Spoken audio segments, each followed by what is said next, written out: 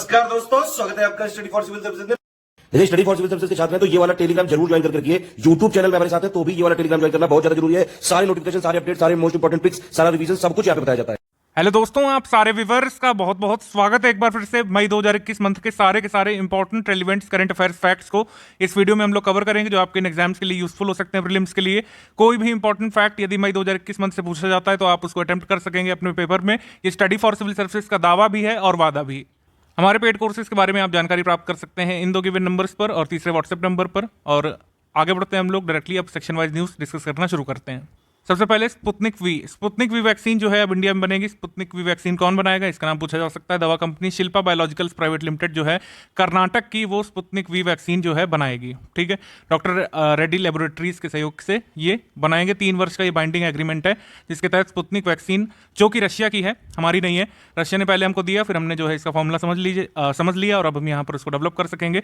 ठीक है, 3 वर्ष में स्पुतनिक रेडी करेगी। ये 2 चीज़ें आपको याद रखनी है कि स्पुतनिक वैक्सीन कौन कौन बनाएगा, शिल्पा बायोलॉजिकल्स और doctor Reddy laboratories. India Israel का जो ये समझौता है 2018 से चल रहा है। अब इस जॉइंट वर्किंग प्रोग्राम को 3 वर्ष के लिए और बढ़ा दिया गया है।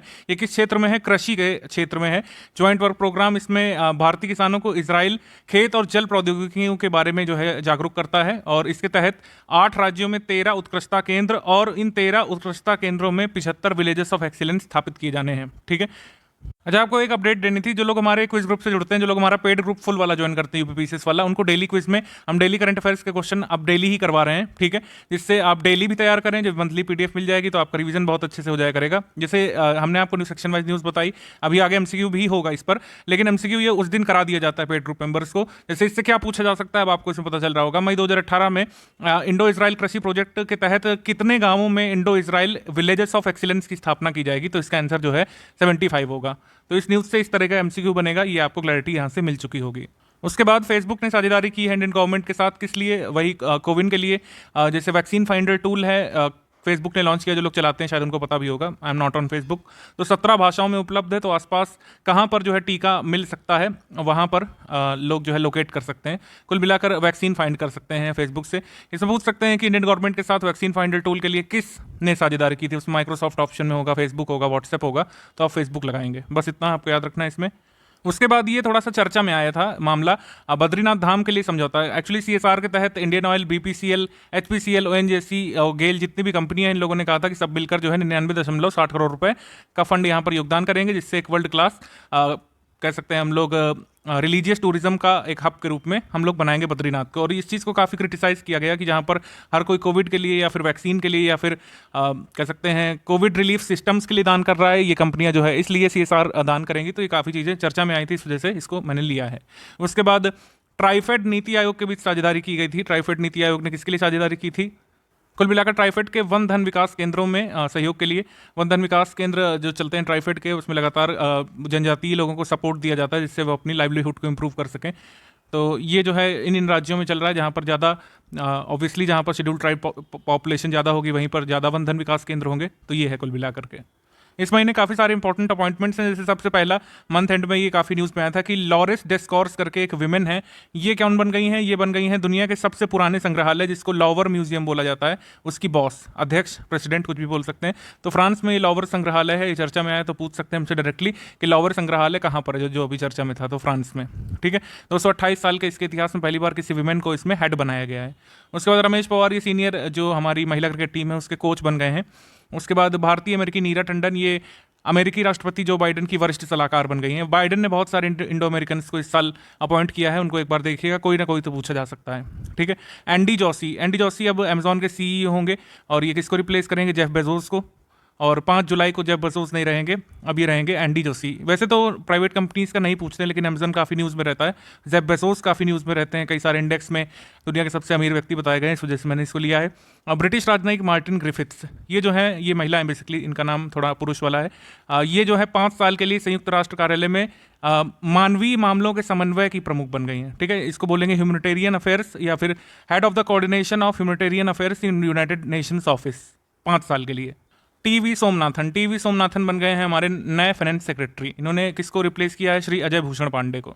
उसके बाद अच्छा, ये मैंने इस वजह से लिखा है क्योंकि प्रीवियस मंथ में जब मैंने अजय भूषण पांडे बताया था तो आप लोग कंफ्यूज मत होइएगा। अब मई से ये चेंज हो गए हैं।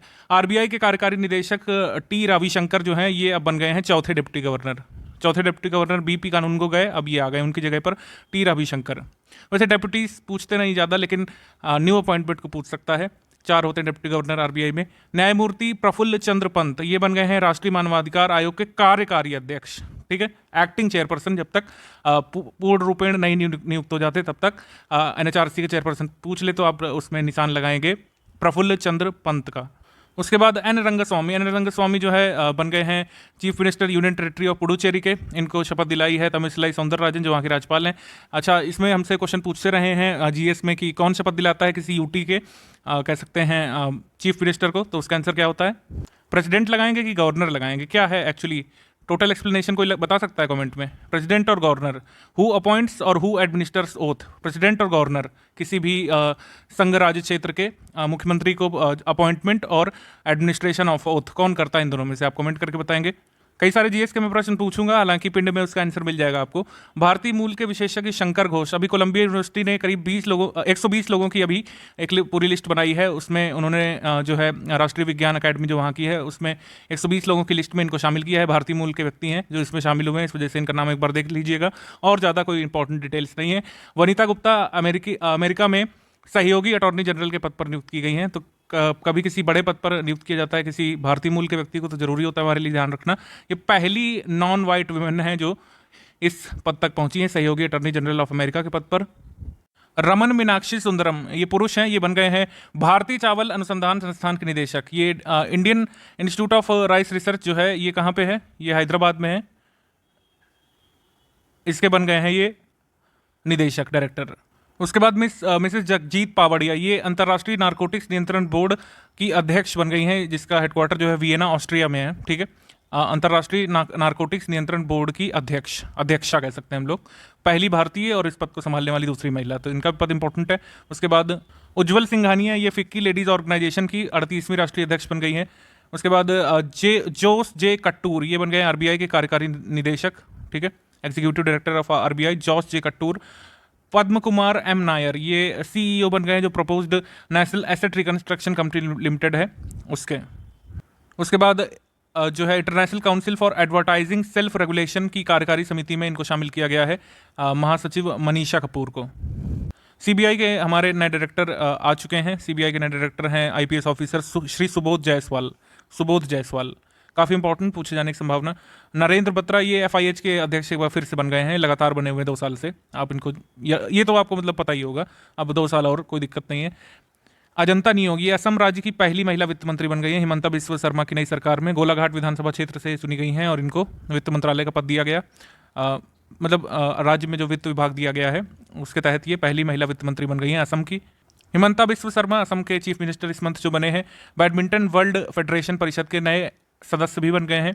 राजेश बंसल जो रिजर्व बैंक का इनोवेशन हब है उसके नए सीईओ बन गए हैं। आईएएस और जम्मू कश्मीर के मुख्य सचिव बीवीआर सुब्रमण्यम ये जो है नियुक्त किए गए हैं मिनिस्ट्री ऑफ कॉमर्स की तरफ से officer on special duty. Awards and honours section में हम मोस्ट इंपॉर्टेंट चीज़ें देखते हैं। अवार्ड का नाम, कौन जीता है, कोई संगठन व्यक्ति या फिर कोई कंपनी जीती है, कौन सी कंपनी संगठन व्यक्ति जो पुरस्कार देता है, और अदर कोई डिटेल अगर वो जरूरी है तो सबसे पहले अलाइन पैच ग्लोबल विजन 2021 का जो पुरस्कार है ये मिला है न्यायमूर्ति गीता मित्तल को। ये जो है जम्मू कश्मीर और हाई कोर्ट की जो है मुख्य न्यायाधीश रह चुकी हैं गीता मित्तल।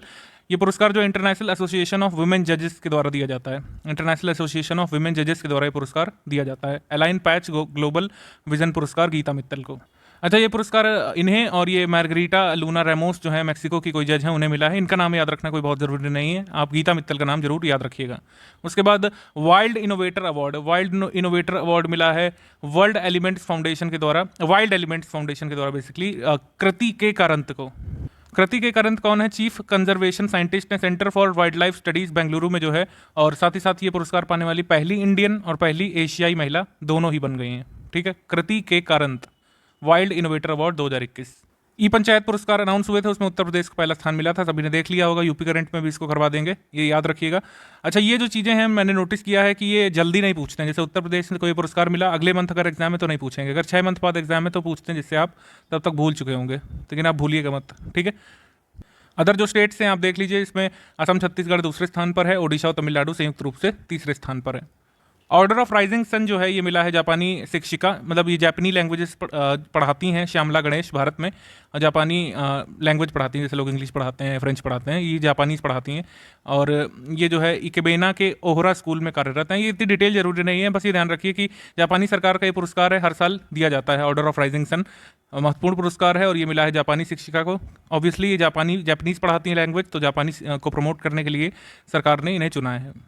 इसमें एक पुरस्कार और यहाँ पर नोट करिएगा, 2021 के लिए जो स्प्रिंग डेकोरेशन 2021 के विदेशी प्राप्तकर्ताओं में से एक तो श्यामला गणेश हो गए, जिनको ऑर्डर ऑफ राइजिंग सन मिलेगा। एक जो है ये हैं पूर्व प्रधानमंत्री के पूर्व सचिव रह चुके हैं श्री नृपेंद्र मिश्रा, और इनकी वाइफ, इन दोनों को भी मिलेगा, ठीक है। तो नृपेंद्र मिश्रा का भी नाम ध्यान रखिएगा, और श्यामला गणेश का भी, इनको जापानी सरकार की तरफ से 2021 का ये पुरस्कार वहाँ का मिला है। उसके बाद एक इंपॉर्टेंट अवार्ड है ENI अवार्ड। ENI अवार्ड को बोलते हैं हम लोग नोबेल प्राइज एनर्जी रिसर्च के क्षेत्र में दिया जाने वाला। उसके बाद ये किसे मिला है, ये मिला है भारतीय वैज्ञानिक और भारत रत्न प्राप्त कर चुके प्रोफेसर CNR राव को मिला है। Italian oil and gas company जो है ENI पुरस्कार देती है। उसके बाद 30वां GD बिरला पुरस्कार प्रोफेसर सुमन चक्रवर्ती को मिला है, बिरला फाउंडेशन ने पुरस्कार देती है, बस इतना आपको याद रखना है। ग्रीन ऊर्जा पुरस्कार 2021, लगातार मैं पिक्स देता जा रहा हूँ, आपने नोटिस किया होगा कि इस महीने करंट अफेयर जो लोग स्टडी फॉर सिविल सर्विसेज के टेलीग्राम वाले फॉलोअर देख रहे होंगे, सब अपने आप ही करते जा रहे होंगे आगे से आगे, क्योंकि ये पिक्स हम करवा चुके हैं। Indian renewable energy development agency IREDA को ये अवार्ड मिला है, किस लिए, ग्रीन एनर्जी फाइनेंसिंग के लिए, ठीक है। कौन देता है ये अवार्ड, ग्रीन ऊर्जा पुरस्कार 2021 ये देता है भारतीय चैम्बर ऑफ कॉमर्स, यानी इंडियन चैम्बर ऑफ कॉमर्स। उसके बाद स्टार एक्सपोर्ट हाउस पुरस्कार 5 साल का certificate ministry of commerce and industries ने दिया है श्री मलानी फोम्स लिमिटेड, हैदराबाद में एक फर्म है जो कि गद्दों की और फोम की बहुत बड़ी कंपनी मानी जाती है, तो उससे ये 5 साल का सर्टिफिकेट मिला है स्टार एक्सपोर्ट का। उसके बाद रुडोल्फ वी शिंडलर पुरस्कार, काफ़ी महत्वपूर्ण पुरस्कार है और पहली बार किसी भारतीय मेडिकल प्रैक्टिशनर को मिला है, जिनका नाम है डॉक्टर D नागेश्वर रेड्डी। ये गैस्ट्रो एंट्रोलॉजिस्ट हैं doctor D Nageshwar Reddy. American society of gastrointestinal endoscopy के द्वारा ये पुरस्कार दिया जाता है, ठीक है। शिंडलर पुरस्कार मिला है डॉक्टर D नागेश्वर रेड्डी को। 2021 के बिलबोर्ड म्यूजिक अवार्ड्स में आइकन अवार्ड किसे मिला है, सिंगर पिंक को। इंडिया बायोडाइवर्सिटी अवार्ड इस साल का मिला है शाजी NM को। शाजी NM एक किसान है बेसिकली, और वो कंद उगाते हैं, कंद के बहुत सारी प्रजातियों को उगाते हैं केरल में। ये पर्यावरण, वन एवं जलवायु परिवर्तन मंत्रालय की तरफ से दिया जाता है, ठीक है। तो व्यक्तिगत श्रेणी में ये अवार्ड मिला है शाजी NM को, जो कि केरल से, इनको वहाँ का ट्यूबर मैन बोला जाता है, tuber man of Kerala. Guillermo canoe विश्व प्रेस स्वतंत्रता पुरस्कार जो है मैरिया रेसा को मिला है, यूनेस्को के द्वारा दिया जाता है और जनरली ऐसे किसी पत्रकार को देते हैं जिसकी पत्रकारिता बहुत ही अच्छी रही हो, किसी मामले में बहुत निडर रही हो और जनरली वो अपनी पत्रकारिता के कारण जेल गया हो। तो गिलर्मो कैनो प्रेस फ्रीडम पुरस्कार जो इस साल का मिला है वो मिला है मैरिया रेसा को। उसके बाद लॉरियस वर्ल्ड स्पोर्ट्स अवार्ड्स 2021 में कई सारी श्रेणियां होती हैं, लेकिन केवल 2 हम इंपॉर्टेंट याद रखेंगे पेपर के लिए। Sports person of the year मिला है राफेल नडाल को, sports women of the year मिला है नाओमी ओसाका को, ठीक है। New York city international film festival में बेस्ट एक्टर का पुरस्कार शॉर्ट फिल्म कैटेगरी में किसे मिला है, ये मिला है अनुपम खेर को। उनकी फिल्म है हैप्पी बर्थडे शॉर्ट फिल्म करके, तो शॉर्ट फिल्म की श्रेणी में बेस्ट एक्टर का पुरस्कार New York city international film festival में अनुपम खेर को मिला है। बस इतना आपको याद रखना है। ये देखिए इंग्लिश वाला भी दिख रहा है, अब लोग कंप्लेन करते हैं कि इंग्लिश वाला नहीं दिखता है, अब आप इससे स्क्रीनशॉट ले सकते हैं। विटली या फिर विटले अवार्ड जो है ये इस साल मिला है एक भारतीय व्यक्ति को, एक चर्च में जो है फादर हैं नुकलू फोम करके हैं, कंजर्वेशनिस्ट, काफ़ी इन्वायरमेंटलिस्ट, काफ़ी फेमस नागालैंड के।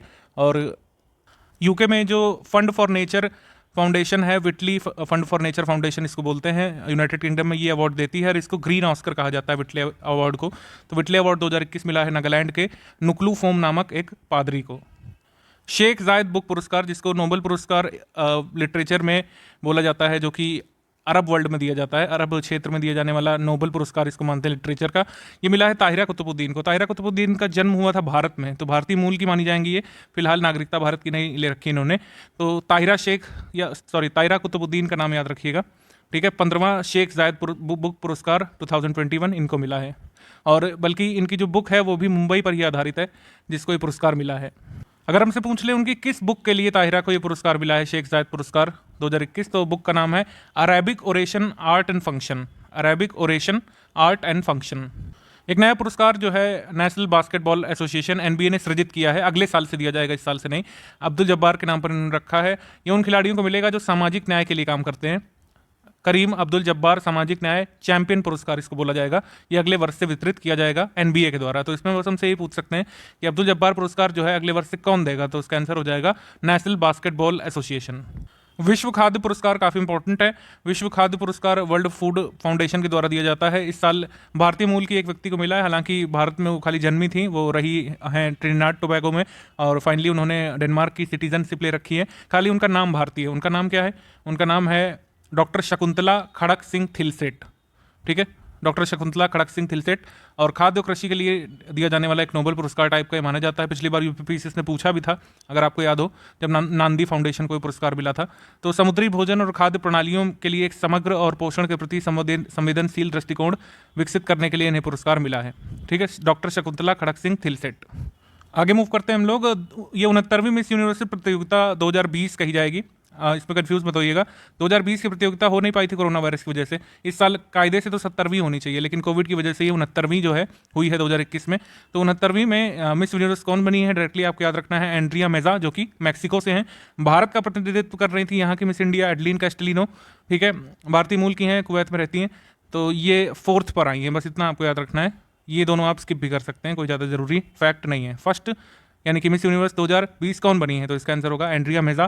किस देश से है? मैक्सिको से है। भारत का प्रतिनिधित्व किसने किया था? एडलिन कैस्टेलिनो ने।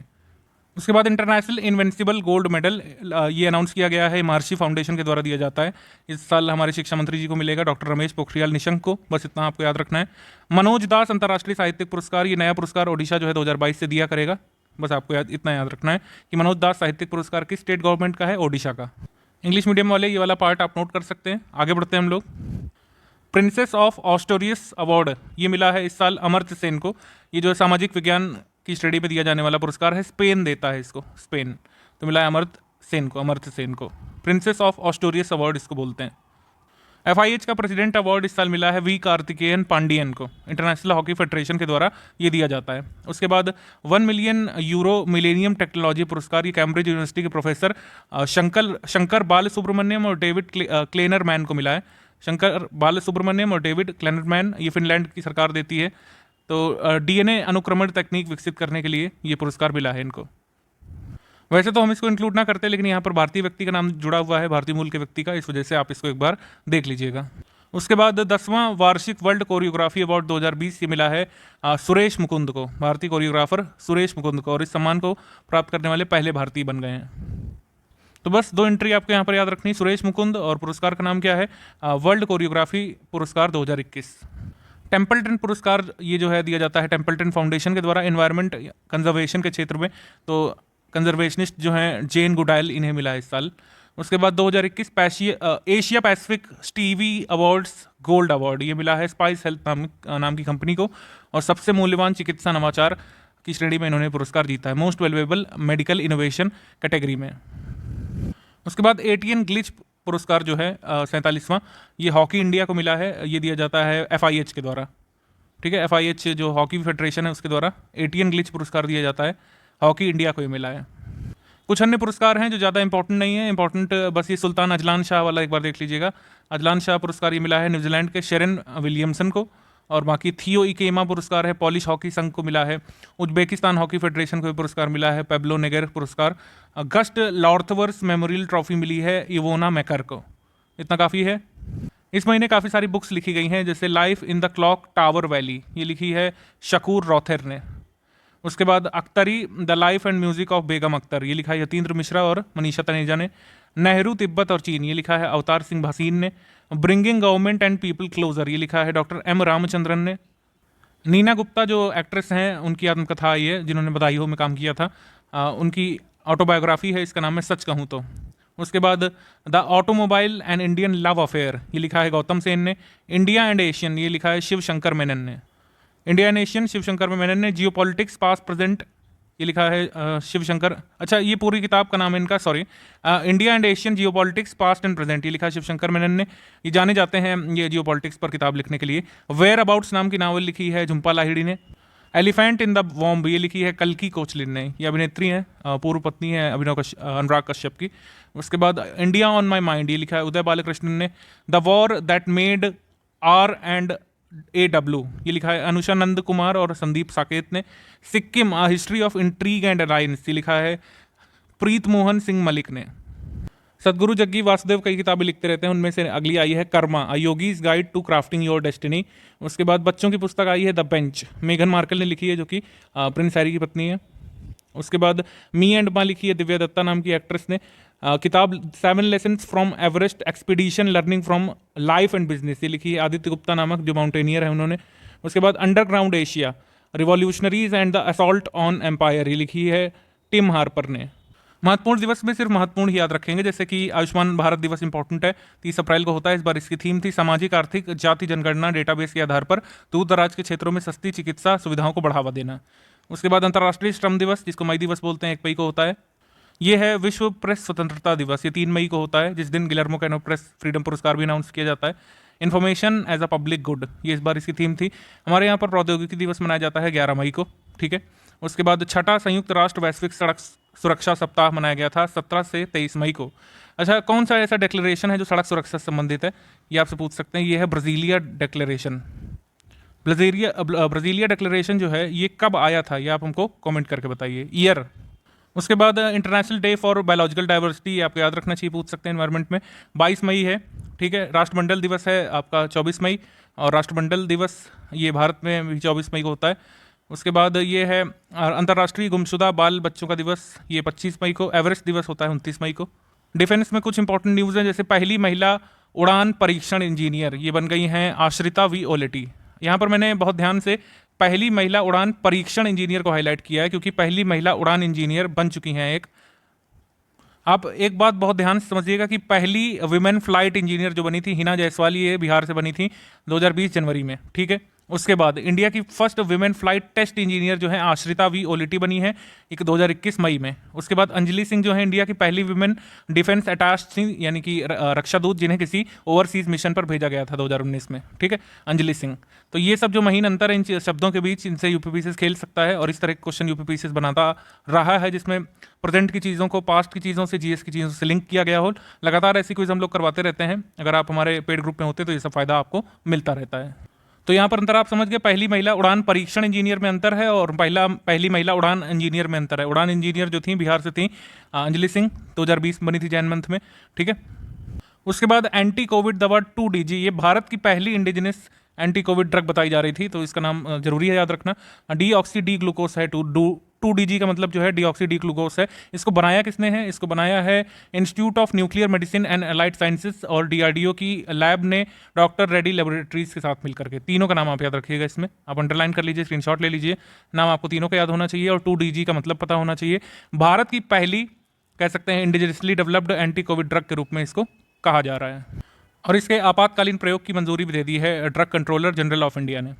डीआरडीओ चर्चा में आया था सिंगल क्रिस्टल ब्लेड टेक्निक विकसित करके, जो HAL हिंदुस्तान एरोनॉटिक्स लिमिटेड है, इसको सप्लाई करेगा इस तरह की ब्लेड, और जो है इसको बनाएगा। सिंगल क्रिस्टल ब्लेड टेक्निक है, इसको किसने डेवलप किया पूछे अगर, तो इसका आंसर हो जाएगा डीआरडीओ। उसके बाद संयुक्त सैन्य अभ्यास डिफेंडर यूरोप 21 ये कहाँ पे हुआ था? सबसे पहली चीज़ अल्बानिया में। किसने किया था? ये नाटो ने करा था। नाटो ने किसके साथ करा था? यूनाइटेड स्टेट्स और कुछ अदर कंट्रीज़ के साथ, ठीक है। और हम लोग कह सकते हैं कि पहली लार्ज स्केल एक्सरसाइज थी नाटो ने की थी सेकेंड वर्ल्ड वॉर के बाद। भारत का पहला विध्वंसक पोत, ठीक है, पहला जो हमारा INS डिस्ट्रॉयर ये शिप है, इसको अब डीकमीशन कर दिया गया विशाखापट्टनम में। 41 वर्ष जो है इसने सेवा प्रदान की है। इसका नाम जरूर ध्यान रखिएगा, INS राजपूत। 5th जनरेशन हमारी air to air missile Python 5 का परीक्षण जो है कहाँ पर किया गया? गोवा में। हमसे यूपीपी से पूछ सकता है पाइथन 5 इज़ वॉट, पाइथन 5 क्या है? फिर आपके सामने 4 ऑप्शन होंगे, तो आपको उस पर चूज़ करना है कि ये एयर टू एयर मिसाइल है 5th जनरेशन की, ठीक है। सबसे पहली चीज़ तो ये है। दूसरी महत्वपूर्ण चीज़ पूछ सकता है कि हमने इसको इंडिजिनसली डेवलप किया है? नहीं, ये जो है Israeli defence company Rafael advance defence system के तहत या उनके द्वारा बनाई गई है। ऑपरेशन समुद्र सेतु से लगातार क्वेश्चंस जो है एसीएफ में पूछे गए थे, आरओ में पूछे गए थे, तो इसमें जरूरी है समुद्र सेतु सेकंड के बारे में हम ध्यान रखें। जहां समुद्र सेतु 1 संबद्ध था बाहर से फंसे लोगों को भारत लाने के लिए, ईरान से, मालदीव से, श्रीलंका से जो भारतीय फंस गए थे उनको वापस लाने का अभियान था। और ये है वहाँ से जहां हमने मदद पहुंचाई है, वहाँ के देशों से अब ऑक्सीजन, लिक्विड एलएमओ ऑक्सीजन वहाँ से, और कई सारे कंसनट्रेटर्स, कई सारे जो है वेंटिलेटर्स, और भी जितनी भी कोविड रिलीफ ड्रग्स हैं वहाँ से लेकर के आ रहे हैं, इक्विपमेंट्स लेकर के आ रहे हैं। कई सारे जहाज वहाँ पे लगे हुए हैं। जहाज़ों का नाम ही यूपीपी से ज़्यादा पूछता है, तो इनमें लगे जहाज़ों का नाम ये कोलकाता, कोची, तलवार, तबर, त्रिकंद, जलाश्व और ऐरावत याद रखिएगा। जहाँ पर मैं आपसे बोलूँ कि ये चीज़ याद रखिएगा, तो याद रखने पे फोकस करना चाहिए। इस तरह के क्वेश्चन आपके एग्जाम में डायरेक्टली देखने को मिल सकता है। अभी जो हमने इन्फॉर्मेशन ग्रैब की उसमें से हमसे पूछ सकते हैं कि जो नेवी शिप्स हैं और जहाँ पे उनको डिप्लॉय किया गया उसमें से कौन सा सही ढंग से मेल नहीं खाता है। तो इसका आंसर हम तभी लगा पाएंगे अगर हमने पढ़ा होगा। तो तलवार जो है बहरीन गया था, सही है। कोलकाता, आईएनएस कोलकाता जहाज गया था कुवैत और कतर दोनों जगह, सही है। ऐरावत सिंगापुर गया था, लेकिन आईएनएस मगर तो इसका हिस्सा ही नहीं है। इस जो समुद्र सेतु 2 मतलब सेकंड फेज है समुद्र सेतु का, इसमें जो 7 जहाज है आईएनएस उसका हिस्सा ही नहीं है मगर, तो हमारा आंसर हो जाएगा ऑप्शन नंबर डी। ऑब्ituaries देख लेते हैं। चंद्रो तोमर का निधन हो गया था। सांड की आंख फिल्म से 2 महिलाएं चर्चा में आई थी, एक चंद्रो तोमर है और एक का नाम आप बताइए कमेंट करके। शूटर, और इनका जन्म जो है उत्तर प्रदेश के बागपत में हुआ था, इस वजह से इंपॉर्टेंट है। उसके बाद कर्नल पंजाब सिंह। कर्नल पंजाब सिंह 1971 के बांग्लादेश मुक्ति युद्ध के दौरान जो है पुंछ की लड़ाई के नायक थे, और कोविड के कारण ये नहीं रहे। वीर चक्र पुरस्कार विजेता थे, आप इनका नाम एक बार देख सकते हैं। सुंदरलाल बहुगुणा बहुत बहुत इंपॉर्टेंट है, बहुत इंपॉर्टेंट, और इससे जीएस मिला के क्वेश्चन जरूर आएगा। आप तैयार कर लीजिए जितने भी यूपीपीसीएस वाले लोग हैं आरओ के लिए, या फिर जितने भी जीआईसी वाला या एग्रीकल्चर वाला पेपर देने जा रहे हैं, आपको टिहरी बांध सत्याग्रह से रिलेटेड एक क्वेश्चन जरूर देखने को मिल सकता है। आपको जो है चमोली से जो है चिपको आंदोलन शुरू हुआ था उससे संबंध में क्वेश्चन देखने को मिल सकता है, तो ये आप जरूर याद रखिएगा। डायरेक्टली ये नहीं पूछेंगे कि हाल में किसका निधन हुआ जो टिहरी बांध से जुड़े हुए थे। टिहरी बांध सत्याग्रह से रिलेटेड जो है, या टिहरी बांध नर्मदा बचाओ, इससे संबंध में क्वेश्चन पूछ सकते हैं, ठीक है। उसके बाद वी कल्याणम गांधी जी की पूर्व सचिव थी, अब नहीं रही ये। बस इतने ही ऑब्ituaries मैंने निकाले हैं, बाकी सब गैर जरूरी हैं। आप पढ़ने को पढ़ सकते हैं, लेकिन उनसे आने की संभावना बहुत कम है। स्कीम्स में भी मोस्ट इंपॉर्टेंट वाली देखेंगे, जैसे मुख्यमंत्री चिरंजीवी स्वास्थ्य बीमा योजना, ये अशोक गहलोत लाए हैं, तो राजस्थान की स्कीम है, आपको याद रखना है इसमें मेनली। इसमें बेसिकली 18 से 45 वर्ष के लोगों का निःशुल्क टीकाकरण करवाएगा यहाँ पर राजस्थान। ये है कुल मिलाकर। अंतर्राष्ट्रीय वित्तीय सेवा केंद्र प्राधिकरण, जिसको international financial services centre authority हम लोग बोलते हैं, जिसका हेडक्वार्टर कहाँ पे है? गिफ्ट सिटी गांधीनगर गुजरात में। इसने निवेश कोष पर रिकमेंडेशंस देने के लिए एक विशेषज्ञ समिति बनाई है, जिसकी अध्यक्षता करेंगे नीलेश शाह। अभी तक की इंपॉर्टेंट इन्फॉर्मेशन यही है, ठीक है। हमसे नहीं पूछेंगे कि ये क्या करने वाला है, लेकिन फिर भी यहाँ पर लिखा हुआ है कि वैश्विक सर्वोत्तम प्रथाओं यानी कि जो ग्लोबल बेस्ट प्रैक्टिसेस होती हैं उनको कैसे अपना सकते हैं, और IFSCA जो है फंड इंडस्ट्री के लिए रोड मैप कैसे तैयार करेगी, इसके बारे में है, ठीक है। जो हेड करेंगे इस कमेटी को IFSCA की, उसका नाम है नीलेश शाह, उनका नाम है, ठीक है। और इसका हेडक्वार्टर कहाँ पर है IFSCA का? गिफ्ट सिटी गुजरात में। बस इतनी इन्फॉर्मेशन प्रीलिम्स के लिए काफ़ी है, बढ़ते हैं आगे हम लोग। उसके बाद वाइनयार्ड पवन परियोजना, वाइनयार्ड विंड प्रोजेक्ट जो है यूएस बना रहा है, और ये उनका पहला प्रमुख अपतटीय पवन फार्म बोला जा रहा है। First major offshore wind farm इनका कहाँ पर खुलेगा? मैसाचुसेट्स के पास। ये बहुत ज़रूरी है, ठीक है, क्योंकि वर्ल्ड इकोनॉमिक ज्योग्राफी में दूसरे देशों के जब हम खनिज खदान, उनका व्यापार वाणिज्य देखते हैं, तो ये जरूर पता होना चाहिए कि कहाँ पे बना रहे हैं। तो मैसाचुसेट्स, ये जनरली लोगों ने स्किप कर दिया है, ये आप याद रखिएगा। कन्या आशीर्वाद योजना करके पंजाब गवर्नमेंट लाई है। इसमें जो है बेटियों की शादी करने पर 21,000 रुपये और जो है 51,000 रुपये की मदद मिलेगी। आप बस ये याद रखिएगा कन्या आशीर्वाद योजना किस राज्य की है, तो ये पंजाब सरकार की है। सिमिलर तरह की स्कीम हमारे यहाँ पर सुमंगला चलती है। सुमंगला में कितने रुपए की राशि दी जाती है सब मिलाकर? क्या आप हमको कमेंट करके बता सकते हैं? राष्ट्रीय उन्नत रसायन बैटरी भंडारण कार्यक्रम को भारी उद्योग मंत्रालय ने प्रस्तावित कर दिया है, ठीक है, 12 मई 2021 को। इसमें क्या है कि 50 गीगावाट आवर्स की हमको क्षमता डेवलप करनी है। किसके माध्यम से? Advanced chemical cell battery storage के माध्यम से, ठीक है। Advance chemical battery storage cells के माध्यम से हमको इतनी जो है 50 गीगावाट आवर्स की क्षमता जो है डेवलप करनी है, और ये प्लान है। ये किस मिनिस्ट्री का प्लान है जरूर देखिएगा। जैसे आप पूछ सकते हैं कि किसने किया है? मिनिस्ट्री ऑफ हैवी इंडस्ट्रीज़ ने किया है। उसको मैं option ministry of electronics and IT हो सकता है, ठीक है, और भी हो सकते हैं, किसान कल्याण मंत्रालय का नाम हो सकता है, लेकिन आपको उसमें ministry of heavy industries he choose करना है। बाल हृदय योजना जो है अनाउंस करी गई है बिहार में। बिहार करंट अफेयर में और डीपली हम इसको डिस्कस करेंगे। बिहार के 7 निश्चय 2.0 आ चुके हैं। 7 निश्चय 2.0 और 7 निश्चय 2. मतलब जो पिछला वाला था 7 निश्चय, उसमें क्या अंतर है, कोई बीपीएससी वाले कैंडिडेट यहाँ पर कमेंट करके बताएंगे तो बहुत अच्छा लगेगा। थोड़ा मैं अभी इसको स्किप कर रहा हूँ, बिहार करंट अफेयर जब पढ़ेंगे तो डीप में इसको बताएंगे आपको। तो भारत की अब तक की सबसे बड़ी सब सी केबल नेटवर्क परियोजना जो है ये करेगा रिलायंस जियो, यानी जो पानी में केबल डाले जाते हैं समुद्र में, ये करने वाला है। International sea based cable system India focused अब तक का लार्जेस्ट प्रोजेक्ट इस अनाउंस किया रिलायंस जियो ने कि ये करेंगे। क्यों करेंगे? क्योंकि डेटा की डिमांड काफ़ी बढ़ती जा रही है। ये दो स्कीम्स काफ़ी इंपॉर्टेंट मैं समझता हूँ और इनसे रिलेटेड क्वेश्चन आ सकता है। श्वास और आरोग्य स्कीम, ये किससे रिलेटेड है पूछेंगे, तो ये तो आपको पता है कोविड से रिलेटेड, नाम से ही पता चल रहा है। कौन इसको कर रहा है? तो इसका आंसर हो जाएगा सिडबी। ठीक, तो सिडबी का ये जो स्कीम है इसका फुल फॉर्म है श्वास का। श्वास का यहाँ पर फुल फॉर्म है SIDBI assistance to health care sector in war against second wave of कोविड-19। ठीक है, और बेसिकली अपनी इनिशिएटिव्स के माध्यम से जितने भी कोविड रिलीफ वाली चीज़ें होती हैं, जैसे oxygen cylinder, oxygen concentrator, oximeter वगैरह, दवाओं की सुविधा, लाइफ सेविंग ड्रग्स, इनकी सुविधा प्रदान करने की योजना है। और आरोग्य का भी फुल फॉर्म देख लीजिए। आरोग्य का फुल फॉर्म है SIDBI assistance to MSMEs for recovery of organic growth during कोविड-19 पैंडेमिक। ये आरोग्य का फुल फॉर्म है, ये श्वास का है।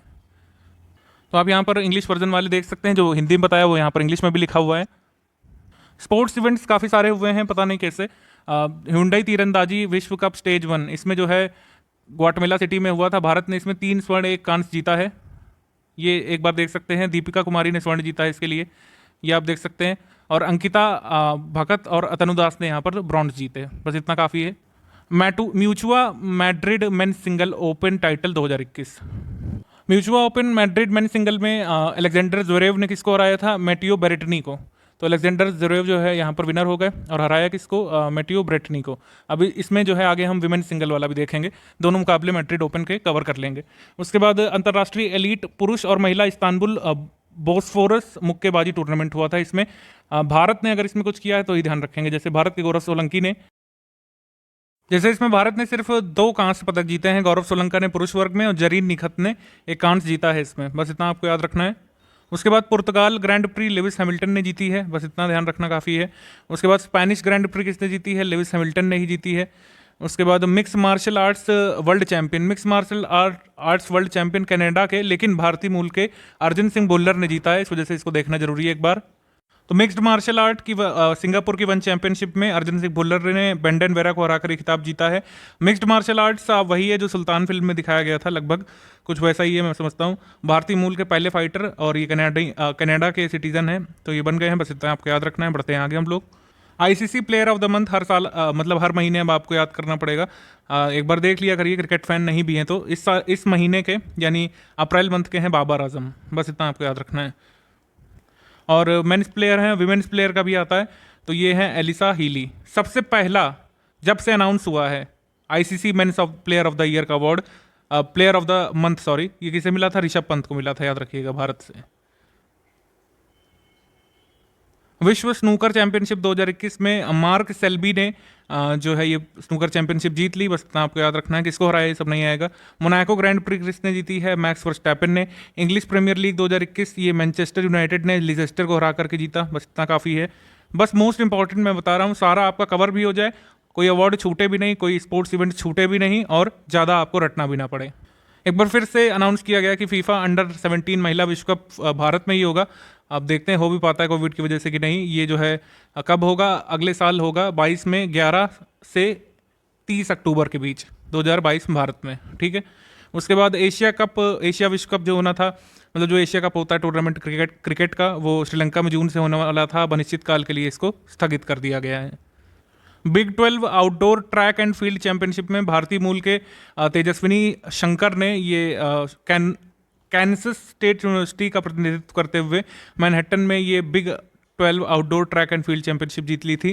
पीजीए चैंपियनशिप 2021 जो है फिल मिकेल्सन ने जीती है 50 वर्ष की एज में। तो गोल्फ का ये टूर्नामेंट जो है पीजीए चैंपियनशिप होती है, पहले या फिर कह सकते हैं कि ओल्डेस्ट प्लेयर ही बन गए हैं 50 वर्षीय जो पीजीए चैंपियनशिप जीते हैं। मतलब पीजीए चैंपियनशिप गोल्फ की जीतने वाले सबसे उम्रदराज व्यक्ति ये बन गए हैं जिनकी एज है 50 वर्ष।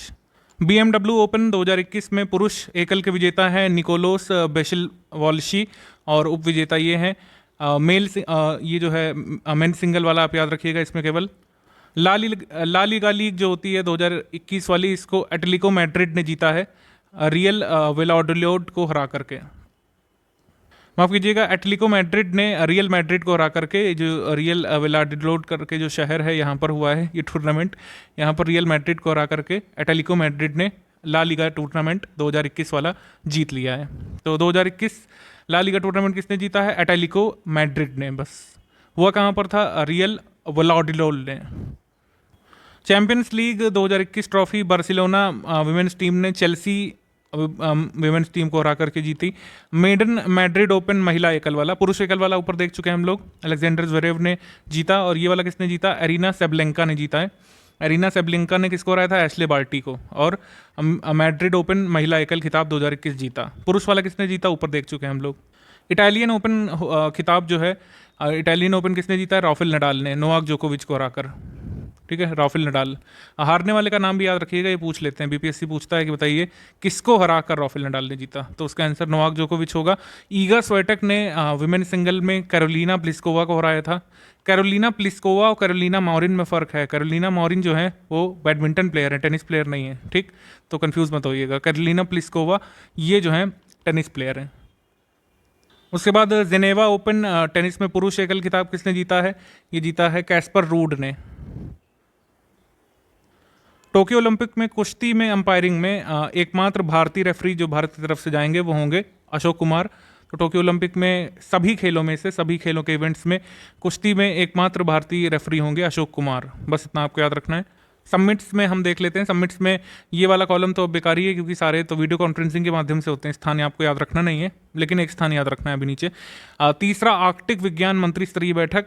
ये मंत्री स्तरीय बैठक का विषय क्या था? Knowledge for a sustainable Arctic. ये एक चीज़ याद रखने वाली है। आइसलैंड और जापान द्वारा संयुक्त रूप से इसको आयोजित किया गया था। ये एक चीज़ याद रखने वाली है। बस भारत ब्रिटेन का वर्चुअल शिखर सम्मेलन, इसमें भी कुछ ज़्यादा याद रखने वाला नहीं है। बस ये 10 वर्षीय रोड मैप पर बात हुई थी और 1 बिलियन ये जो यूरोस का व्यापार भारत और यूके प्लान कर रहा है, बस ये है कुल मिलाकर के इसमें, और ज़्यादा कोई खास बात नहीं है। वैश्विक स्वास्थ्य शिखर सम्मेलन, ग्लोबल हेल्थ समिट, इसका आयोजन हुआ था विला पॉम्फिल्स इटली में। ये वेन्यू इंपॉर्टेंट है, ये पूछी जा सकती है।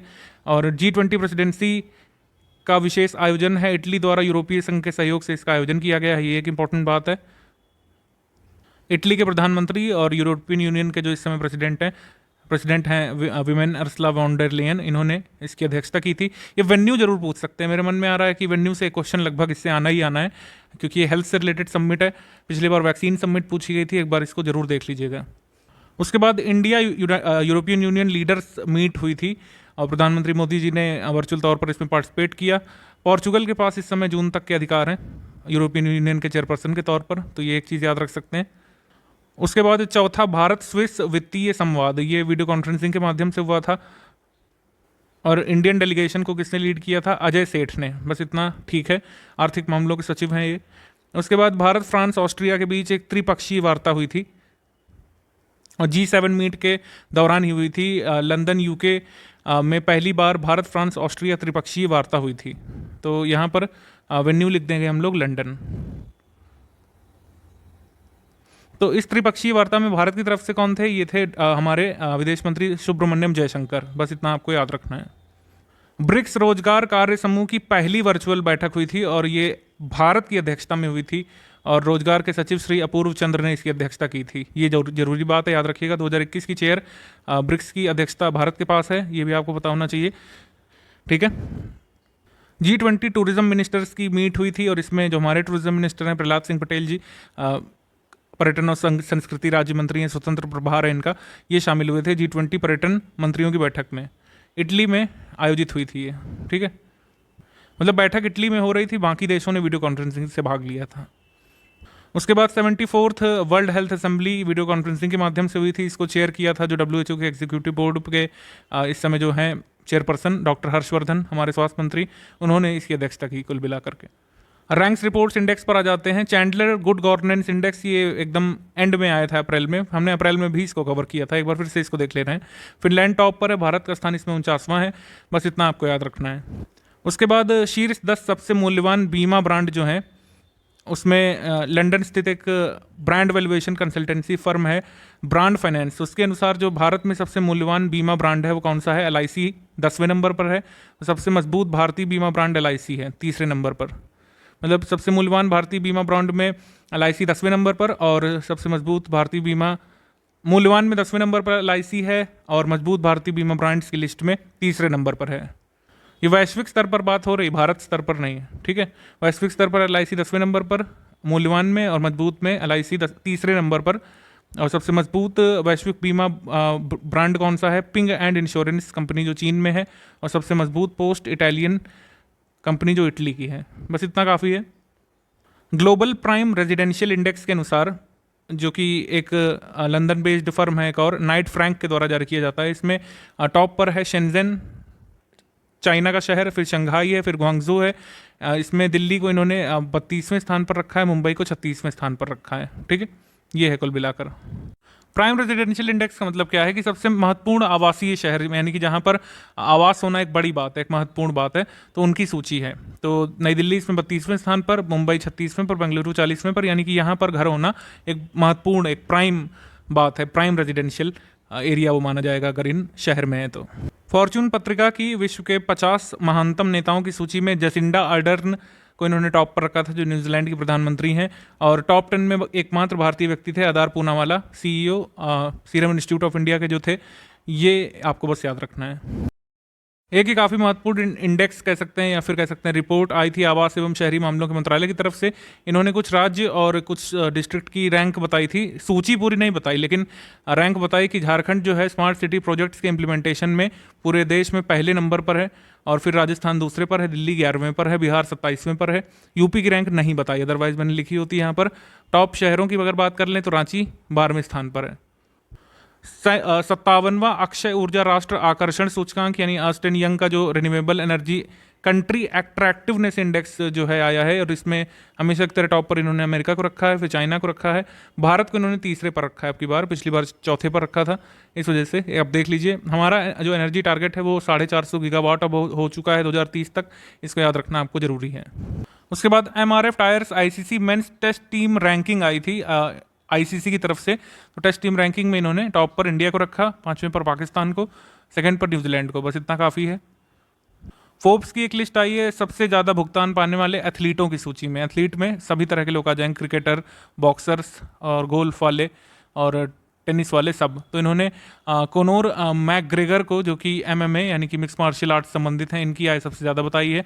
फिर लियोनेल मेसी हैं फुटबॉल से, फिर क्रिस्टियानो रोनाल्डो हैं फुटबॉल या फिर सॉसर से, कुछ भी लिख दें, फुटबॉल लिख दें, सॉसर लिख दें, एक ही बात है, ठीक है। तो ये आप याद रख सकते हैं। टॉप 3 भारतीय कोई नहीं था टॉप 10 में, इस वजह से याद हमको नहीं रखना है उनका नाम। दुनिया के सबसे अमीर व्यक्तियों की लिस्ट ब्लूमबर्ग ने अपनी जारी कर दी। देखिए 3 लिस्ट होती हैं मेनली जो हमको याद रखनी होती है एग्जाम के लिए। एक ब्लूमबर्ग वालों का होता है, एक फोर्ब्स वालों का होता है, ठीक है, और एक कभी कभी टाइम्स की आती है। बस इनका हमको देखना होता है, बाकी सबका नहीं। तो इसमें इन्होंने जेफ बेजोस को जो है दुनिया का सबसे अमीर व्यक्ति बताया है, ठीक है। अंबानी को इन्होंने 13वें स्थान पर रखा, लेकिन कुल मिलाकर एशिया में ये पहले स्थान पर है। एशिया में दूसरे स्थान पर उन्होंने गौतम अडानी को रख दिया है, और कुल मिलाकर 4थे स्थान पर अंबानी के बाद। ये महत्वपूर्ण बात है। देखिए यहाँ पर लिख दिया गया है, गौतम अडानी जो है चीनी टाइकून जोंग शेंगशन को इन्होंने पीछे छोड़ दिया है, दूसरे सबसे अमीर एशियाई बन गए हैं मुकेश अंबानी के बाद। S&P ग्लोबल मार्केट इंटेलिजेंस की रिपोर्ट के अनुसार भारत चीन के बाद एशिया पैसिफिक क्षेत्र का सबसे बड़ा बीमा प्रौद्योगिकी बाजार है, और कुल मिलाकर 35% हिस्सा भारत के पास है। बस इतना आपको याद रखना है। उसके बाद कनेक्टेड कॉमर्स पर रिपोर्ट आई थी। कनेक्टेड कॉमर्स नाम की रिपोर्ट आई थी। ये नीति आयोग और मास्टर कार्ड ने मिलकर के इसको जारी किया है। नीति आयोग से संबंधित कोई भी अपडेट बहुत बहुत ज़रूरी है UPPCS के लिए। रिपोर्ट का नाम एक बार जरूर ध्यान रखिएगा, connected commerce creating a road map for a digitally inclusive India. तो डिजिटल इंक्लूजन इंडिया में कैसे हो सकता है, पूरी तरीके से इसकी बात यहाँ पर की गई है, और कितना हो चुका है वो बताया है। तो 1.3 बिलियन इंडियंस को कैसे हम पूरी तरीके से डिजिटली इंक्लूसिव कर सकते हैं, डिजिटल इंक्लूजन के दायरे में ला सकते हैं, इस पर रिकमेंडेशन इसमें दी गई हैं। उसके बाद माइग्रेशन और डेवलपमेंट ब्रीफ जो वर्ल्ड बैंक की आती है, उसमें बताया गया है कि भारत जो है प्रेषण का सबसे बड़ा प्राप्त करता है। भारत जो है 7 साल से लगातार बना हुआ है लिस्ट में, बल्कि 7 नहीं 12 करीब साल होने जा रहे हैं। सर्वाधिक रेमिटेंस जो है वो भारत प्राप्त करता है पूरे विश्व में, अगर हम कंपेयर कर लें। इकोनॉमिक सर्वे में भी आप देख चुके हैं। अब हमको ये बताइए कि रेमिटेंस का सबसे बड़ा सोर्स क्या है भारत के लिए। क्या इकोनॉमिक सर्वे में डेटा हमने बताया है? अगर बताया है तो बताइए कमेंट करके। World economic and prospects reports जो वर्ल्ड यूनाइटेड नेशंस की आती है, सॉरी, ठीक है, world economic situations and prospects report MID 2021 United Nations की आती है। कभी कभी यही पूछ लेते हैं कि रिपोर्ट कौन जारी करता है। तो इसमें भारत के लिए विकास दर इन्होंने बताई है, इनको रटना है आपको। 2022 के लिए विकास दर जो है भारत के लिए इन्होंने बताई है 10.1%, ठीक है, 10.1%। 2021 के लिए बताइए 7.5%। ये दोनों आपको याद होनी चाहिए। देखिए, विकास दर जो है ज़्यादातर आप केवल ये वर्ल्ड इकोनॉमिक प्रॉस्पेक्ट्स रिपोर्ट्स की याद रखिएगा, IMF की एक बार याद रख सकते हैं, और RBI की तो रखना ही रखना है जो आई थी जनवरी मंथ में, बस इतनी काफ़ी होगी। अभी चीन की एक जनगणना रिपोर्ट आई है 2021 की। चीन ने अपने सेंसस में बताया है कि पिछले एक दशक में उनकी जनसंख्या अब हो गई है 1.411 अरब, ठीक है, ये जनसंख्या अब चीन की हो गई है। हालांकि चीन की जनसंख्या वृद्धि दर बहुत ही कम थी, 0.53%। इसको माना जा रहा है कि जो वन चाइल्ड पॉलिसी कर दी गई थी, स्ट्रिक्टली इम्पोज कर दी गई थी चाइना में, उसकी वजह से है। हालांकि ये वन चाइल्ड वाली पॉलिसी 2016 में ख़त्म कर दी गई थी। 2 बच्चे अब चाइना वाले पैदा कर सकते हैं उनकी सरकार के अनुसार। हालांकि अभी के आंकड़ों के अनुसार भारत जो है जनसंख्या के मामले में 2025 तक चीन को पीछे छोड़ देगा, क्योंकि भारत की वृद्धि दर काफ़ी ज़्यादा है चीन की तुलना में, ये एक इंपॉर्टेंट बात है। हालांकि पॉपुलेशन ट्रेंड्स रिपोर्ट जो है आखिरी बार जो 2019 में आई थी, उसके अनुसार भारत चीन को पीछे छोड़ेगा कब? 2027 में। ये दोनों चीज़ें आपको याद रखना है। अच्छा, आप मुझे कमेंट करके बताइए, जिन लोगों ने ह्यूमन डेवलपमेंट बहुत अच्छे से पढ़ा है, कि अब जो ये चाइनीज सेंसस आ चुका है, इसमें जो एज पिरामिड है चाइना का, एज पिरामिड ऑफ चाइना, इसका शेप क्या होगा? कोई बता सकता है कमेंट करके? आप बताइए। मिनिस्ट्री ऑफ एग्रीकल्चर की तरफ से एक रिपोर्ट आई है, और ये 3rd एडवांस एस्टिमेट है 2020-2021 का, मतलब सबसे नवीनतम आंकड़ा है जो इन्होंने जारी किया है। इनके अनुसार 2019-2020 में जो कुल उत्पादन हुआ है उसने रिकॉर्ड तोड़ के रख दिए हैं। कोरोना के बावजूद उत्पादन काफ़ी अच्छा हुआ है, और कुल मिलाकर जो उत्पादन है वो है 30.544 करोड़ टन। ये वैल्यू आप एक बार याद कर लीजिएगा, वनडे एग्जाम कभी कभी डायरेक्टली ये वैल्यू पूछ लेते हैं, ठीक है। और पिछली बार कितना हुआ था? 29.57 करोड़ टन। तो ये मतलब काफ़ी ज़्यादा हुआ है, ये 79.4 लाख टन अधिक है इससे। उसके बाद आप 2-3 फिगर और याद रख सकते हैं, चावल, गेहूं और ये मोटा अनाज, ये कितना कितना टन हुआ एक बार देख लीजिएगा, बस इतना हमारे लिए काफ़ी होगा। इसका स्क्रीनशॉट आप रख सकते हैं, और ये बाकी सारी फसलों का भी हमने दिखा दिया है आपको। अब यहाँ पर हम लोग सेक्शन वाइज न्यूज़ के बाद डिस्कस करेंगे एमसीक्यूज़ में जो न्यूज़ डिस्कस हो चुकी हैं उन पर भी आधारित एमसीक्यूज़ होंगे, और कुछ ऐसी न्यूज़ जिसको सिर्फ एमसीक्यू के माध्यम से डिस्कस किया जा सकता है, या फिर खाली उतनी ही पिन पॉइंट डिटेल जो हमको याद रखनी है वो यहाँ पर हम लोग डिस्कस करेंगे। यहाँ पर मैं पूरा क्वेश्चन नहीं पढ़ूंगा, आप इसमें जो है ओवरऑल देख लीजिएगा। यहाँ पर मैं फैक्ट आपको बता रहा हूँ। तो इसमें नागर विमानन मंत्रालय ने कोरोना वैक्सीन की डिलीवरी के लिए किस राज्य को ड्रोन से डिलीवरी करने की मंजूरी दी थी वो पूछा है, तो इसका आंसर हो जाएगा आपका तेलंगाना, ऑप्शन नंबर सी। उसके बाद प्रधानमंत्री मोदी जी और रूसी राष्ट्रपति व्लादिमीर पुतिन ने 2+2 ये मंत्री स्तरीय वार्ता करने की सहमति व्यक्त की है, और मतलब रशिया जो है ऐसा कंट्री बन जाएगा जिसमें क्वाड देश के बाद भारत इसमें 2.2 करने वाला है। जैसे यूएस के साथ भारत जो है करता है 2.2 वाला डायलॉग, जापान के साथ भी भारत ने किया, ऑस्ट्रेलिया के साथ भी किया, रशिया के साथ अभी तक नहीं करता था भारत 2.2 वाला, अब ये इसके साथ भी होगा। तो ये है यहाँ पर, तो हमारा आंसर सही हो जाएगा इसमें, ऑल ऑफ द अबव, ठीक है। जब व्लादिमीर पुतिन यहाँ पर आएंगे कोरोना के बाद, तब यहाँ पर रशिया के साथ पहला हमारा 2.2 डायलॉग होगा। उसके बाद भारतीय कृषि अनुसंधान परिषद के साथ पुणे के आगरकर अनुसंधान संस्थान के वैज्ञानिकों ने किसकी एक नई किस्म विकसित की है, जिसको MACS 1407 कहा जाता है। तो MACS 1407 बनाया है सोयाबीन की किस्म। उसके बाद जॉन हॉपकिंस विश्वविद्यालय के वैज्ञानिकों ने किस ग्रह के आंतरिक संरचना का एक मॉडल तैयार किया है? तो जॉन हॉपकिंस यूनिवर्सिटी ने तैयार किया है सैटर्न का मॉडल, उसकी आंतरिक संरचना का, ऑप्शन नंबर बी। इसके बाद हमको बताना है कि किस देश ने विदेशी निवेश की स्क्रीनिंग की अनुमति देने के लिए एक नया कानून पारित किया है, जिससे विदेशी निवेश कोई ऐसा ना हो जो राष्ट्रीय सुरक्षा को खतरा पहुंचा सके। तो फिर फॉरेन डायरेक्ट इन्वेस्टमेंट की स्क्रीनिंग का आदेश दिया है डेनमार्क ने, ऑप्शन नंबर ए। इस साल का भी अक्टूबर फेस्ट रद्द हो गया है, पिछली बार भी नहीं हो पाया था। ये कहाँ पर होता है अक्टूबर फेस्ट? ये होता है जर्मनी में, ऑप्शन नंबर टी। उसके बाद स्पेन के एक मशहूर चित्रकार पाब्लो पिकासो की एक पेंटिंग है जिसका नाम है women sitting near a window, अभी 754 करोड़ रुपए में बिकी है। इसको कहाँ पर बेचा गया है? इसको न्यूयॉर्क में बेचा गया है। बीपीएससी कभी कभी इंटरनेशनल फैक्ट्स पूछ लेता है, इस वजह से इसको हमने लिया है। यूपीपीएससी इस तरीके से नहीं पूछता है। ये तो इंपॉर्टेंट आप फैक्ट्स देख लीजिए। केंद्रीय श्रम एवं रोजगार मंत्रालय ने आधार की प्रासंगिकता को कवर करने के लिए करते हुए एक सामाजिक सुरक्षा संहिता 2020 की धारा 142 को अभी अधिसूचित किया। इसका क्या कहना है कि प्रवासी मजदूरों को लाभ देने के लिए ये लोग आधार डेटा उनका कलेक्ट करेंगे, लेकिन किसी भी हाल में जिनके पास आधार नहीं है उनको ऐसा नहीं होगा कि बेनिफिट नहीं दिए जाएंगे, उनको भी बेनिफिट दिए जाएंगे। तो ये है मतलब आधार की प्रासंगिकता को क्लियर किया है कि आधार कब जरूरी है और कब नहीं जरूरी है। ठीक। Adani ports and special economic zones ने कृष्णपट्टनम बंदरगाह में विश्व समुद्री होल्डिंग्स की 25% हिस्सेदारी का अधिग्रहण कर लिया है। ये सही है। लखनऊ एयरपोर्ट का भी 50% हिस्सा 50 वर्ष के लिए इन्होंने लीज पर लिया था। तो ये भी एक बात है। अडानी वाला नवंबर की न्यूज़ है, तो वो भी आप याद रखिएगा, रिकॉल करते हुए चलिए, इसे याद रहता है। तो अडानी लिमिटेड ने 50 वर्ष के लिए पट्टे पर किस एयरपोर्ट को लिया? उत्तर प्रदेश के लखनऊ वाले को। और अभी इन्होंने जो स्पेशल इकोनॉमिक जोन है 25% हिस्सा कृष्णपट्टनम एयरपोर्ट का यहाँ पर लीज पर लिया है, मतलब पोर्ट का, नॉट एयरपोर्ट। उसके बाद हाल ही में किस देश ने क्रिम्सन सौर परियोजना के लिए $550 मिलियन की मंजूरी दी है? तो क्रिम्सन सौर परियोजना है अमेरिका की। ये कहाँ पर लगेगी अभी आगे एमसीक्यू में हम देखेंगे। उसके बाद हाल ही में विद्युत मंत्रालय के अंतर्गत power grid corporation of India limited ने एक ई ट्रेडिंग पोर्टल प्रणीत लॉन्च किया है। ठीक है, सही है। उसके बाद है कि 10 मई 2021 को हिमंत बिस्व शर्मा जो है ये असम के 15वें चीफ मिनिस्टर बने। ये भी सही है। हमारा आंसर हो जाएगा इसमें बोथ 1 और 2, सी करेक्ट। उसके बाद भारतीय सेना ने सैनिकों को लाभ पहुंचाने के लिए हाल ही में कहाँ पर पहला मतलब आर्मी का पहला ग्रीन सौर ऊर्जा उत्पादन प्लांट शुरू किया है? सिक्किम में शुरू किया था, ऑप्शन नंबर सी। अप्रैल 2021 में विश्व का सबसे लंबा पैदल यात्री सस्पेंशन पुल खोल दिया गया है। यह पुल किस देश में है और इसकी लंबाई कितनी है? तो ये पोर्चुगल में है, अभी तक का लॉन्गेस्ट पेडेस्ट्रियन सस्पेंशन पुल, और अभी ये खोला गया था मई की शुरुआत में। लेंथ इसकी है 516 मीटर। ठीक है, और ये जो है पाविया रिवर के ऊपर बना हुआ है। हाल ही में शिशियांग उपग्रह प्रक्षेपण केंद्र से चांगसी 2C रॉकेट लॉन्च किया गया था, और ये याओगन सेटेलाइट है। ये किसका है? नाम से ही पता चल रहा है ये सब चाइना को बिलोंग करता है, ऑप्शन नंबर सी। अब इंडियन आर्मी ने जो सिक्किम में अपना रिन्यूएबल एनर्जी सोर्स का वो प्लांट लगाया है, तो किसकी मदद से लगाया है ये पूछ सकते हैं। तो इसका आंसर हो जाएगा आपका IIT मुंबई। ठीक है, तो 2 तरीके से कोई क्वेश्चन बन सकता है। ये अप्रैल का छूटा हुआ क्वेश्चन है। ये डेनिस रेड क्रॉस ने कई फर्म्स के साथ मिलकर के एक ऐसा आपदा बॉन्ड सृजित किया था जो करीब 10 ज्वालामुखियों से होने वाले नुकसान की भरपाई करने का वादा करता था। तो अपनी तरह का पहला एक कैलेमिटी बॉन्ड था, ये कह सकते हैं हम लोग। तो इसका आंसर है डी। ठीक है, दोनों ही स्टेटमेंट सही हैं। भारत का सबसे बड़ा हॉकी स्टेडियम ओडिशा के किस शहर में बनाया जा रहा है? तो ये बनाया जा रहा है राउरकेला में। ठीक है, यहाँ पर हॉकी विश्व कप भी खेला जाएगा भारत में जब होगा।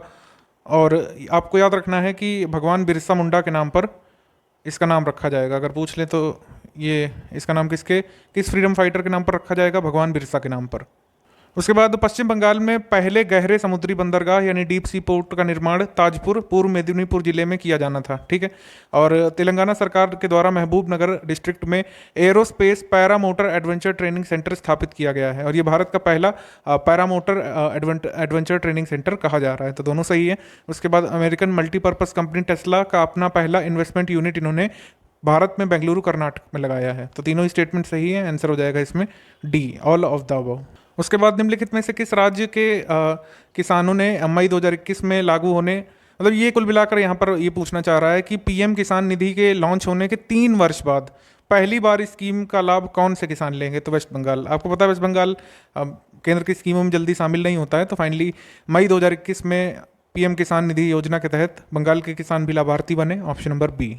उसके बाद है कि चीन का नया रिमोट सेंसिंग उपग्रह के बारे में कौन से स्टेटमेंट सही है? ठीक है, रिमोट सेंसिंग सैटेलाइट का नाम याओगन 34 है, सही है। इसको वो चाइना ने 30 अप्रैल से लॉन्च किया, और जिकुआन सैटेलाइट लॉन्च साइट से जो नॉर्थ वेस्टर्न चाइना में है वहाँ से लॉन्च किया था इसको। सभी स्टेटमेंट यहाँ पर चाइना के नए रिमोट सेंसिंग सैटेलाइट के बारे में सही है। आंसर हो जाएगा इसमें D, all of the above. उसके बाद रक्षा अनुसंधान और विकास संगठन DRDO की हवा से हवा में मार करने वाली 5th जनरेशन मिसाइल जो गोवा से टेस्ट फायर की गई, ये किस कंट्री ऑफ ओरिजिन की है? तो इसराइल के जो डिफेंस सिस्टम कंपनी है उसने इसको बनाया है, ये हम डिस्कस कर चुके हैं। इसके बाद हाल ही में भारत सरकार ने सरसों की खेती के अंतर्गत 9 मिलियन हेक्टेयर भूमि को लाने की घोषणा की है। 2025-26 तक उत्पादन हमको जो है कितने टन तक बढ़ाना है सरसों का? तो 17 मिलियन टन तक हमको बढ़ाना है, ऑप्शन नंबर सी। ये किसी भी एग्रीकल्चर वाले पेपर में पूछा जा सकता है, जहाँ पर एग्रीकल्चर संबंधित चीज़ें पूछी जाएंगी। नासा का स्पेस क्राफ्ट जो है Osiris x 2 year long journey इसने शुरू कर दी है। उसके बाद power grid corporation of India limited ने जो है प्रणीत पोर्टल बनाया है, ये सही है। तेलंगाना अभी जो है 33वां स्टेट बन गया है, 33वां स्टेट प्लस यूटी मिला के, जो अभी आयुष्मान भारत स्कीम में लेटेस्ट जो है जुड़ा है। तो आंसर हो जाएगा इसमें D, all of the above. आप हमको कमेंट करके बताइए कि आयुष्मान भारत में शामिल होने के लिए अभी कितने राज्य बाकी हैं और उनके नाम। सिनोफार्म के बारे में आपको बताना है। कोविड-19 के लिए टीके के रूप में सिनोफार्म कोविड-19 वैक्सीन का यूज़ का आपातकालीन जो अप्रूवल है वो दे दिया है कि आपातकालीन स्थिति में WHO ने कहा है कि सिनोफार्म की वैक्सीन यूज़ कर सकते हैं, जिसका नाम वेरोसेल है। ठीक है, SARS-CoV-2 वैक्सीन वेरोसेल इसका नाम है। सिनोफार्म ने इसको डेवलप किया है, चाइना की कंपनी है ये। तो इसका आपातकालीन यूज़ अब किया जा सकता है अकॉर्डिंग टू WHO। आंसर हो जाएगा D, all of the above. हाल ही में करेन विद्रोहियों ने किस देश में एक सैन्य पद पर कब्जा कर लिया है? तो ये पुरानी न्यूज़ है लेकिन फिर भी इसको देख लेते हैं। म्यांमार होगा इसका answer, option number A. Interpol ने अभी एक ID आर्ट नाम का ऐप बनाया है। तो कुल मिलाकर जितनी भी कला से संबंधित चीज़ें, मूर्तियाँ वगैरह चोरी हो जाती हैं, तो उसके संबंध में यहाँ पर चीज़ें हो सकेंगी उसके खिलाफ। इंटरपोल का ये है app ID art. Ghaziabad municipal corporation जो है पहला भारत का म्यूनिसिपल कॉरपोरेशन बना था जिसने ग्रीन म्यूनिसिपल बॉन्ड जारी किया था। ये हम देख चुके हैं, एक बार फिर से रिपीट कर लिया हमने। नरेंद्र मोदी का जो PM केयर्स फंड है, उसने जो है 1 lakh oxygen portable oxygen concentrators की खरीद करने का आदेश दिया था। तो ऑप्शन नंबर डी यहाँ पर सही है। ACF के पेपर में PM केयर फंड से संबंध में क्वेश्चन पूछा गया था, BPSC री एग्जाम ने पूछा था, आपको देखना चाहिए। जैसे कंपनियों के कॉर्पोरेट सोशल रिस्पॉन्सिबिलिटी के अंतर्गत गणना की जाती है, इसकी सही है। बजट द्वारा इसको कोई समर्थन प्राप्त नहीं होता, ये भी सही है। विदेशों से दान की भी अनुमति प्राप्त है, ये भी सही है। लेकिन इसको पार्लियामेंट ने सेटअप नहीं किया है, ये याद रखिएगा PM केयर फंड के बारे में। उसके बाद मछलियों के लिए पहले स्वदेशी निर्मित टीके के बारे में कौन सा कथन सही है? आईकार का जो चेन्नई स्थित central institute of brackish water and aquaculture है, इसने वायरल नर्वस नेक्रोसिस डिसीज के लिए एक स्वदेशी वैक्सीन निर्माण की है। वायरल नर्वस नेक्रोसिस एक ऐसी डेडली डिसीज है जिसकी वजह से 100% मॉर्टेलिटी से मछलियाँ सभी तरह की मर जाती हैं और काफ़ी नुकसान होता है मछुआरों का। तो वैक्सीन उन्होंने एक बनाई है नोडोबैक आर करके।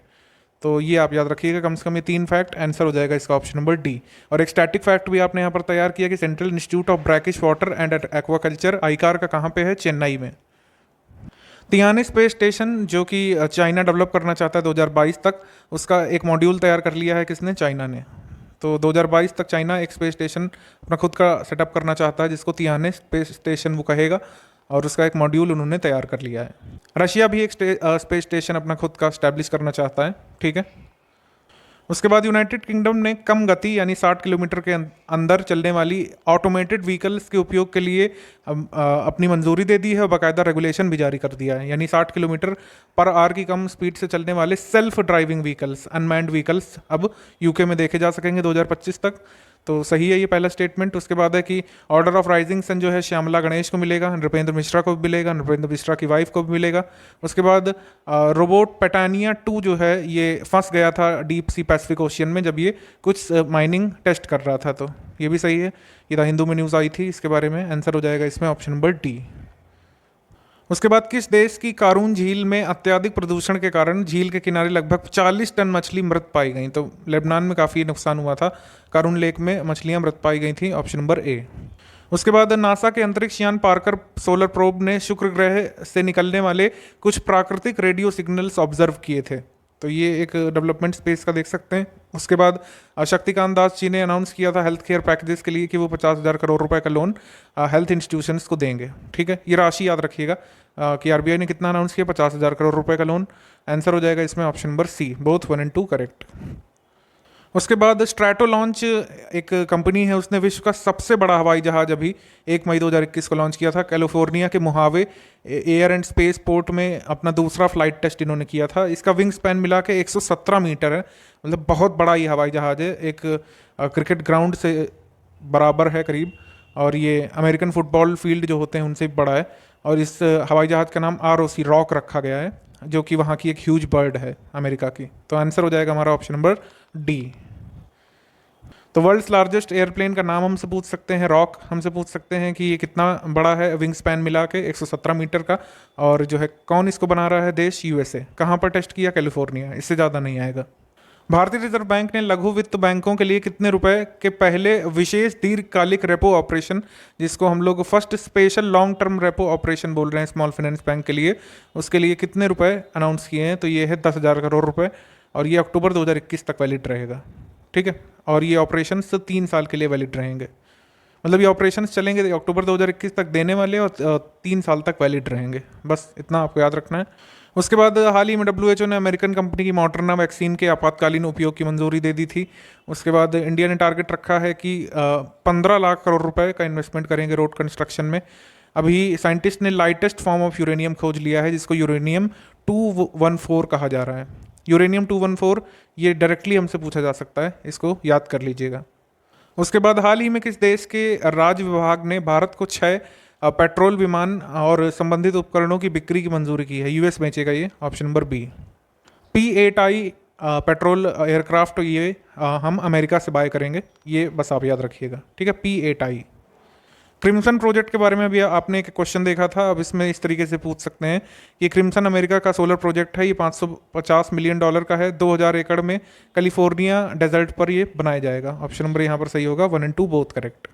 उसके बाद हाल ही में पर्यावरण, वन एवं जलवायु परिवर्तन मंत्रालय ने महाराष्ट्र के किस वन्यजीव अभयारण्य के आसपास एक इको सेंसिटिव जोन अधिसूचित किया है? तो थाणे क्रीक फ्लेमिंगो सेंचुरी के पास अभी एक इको सेंसिटिव जोन घोषित किया है ministry of environment, forest and climate change ने।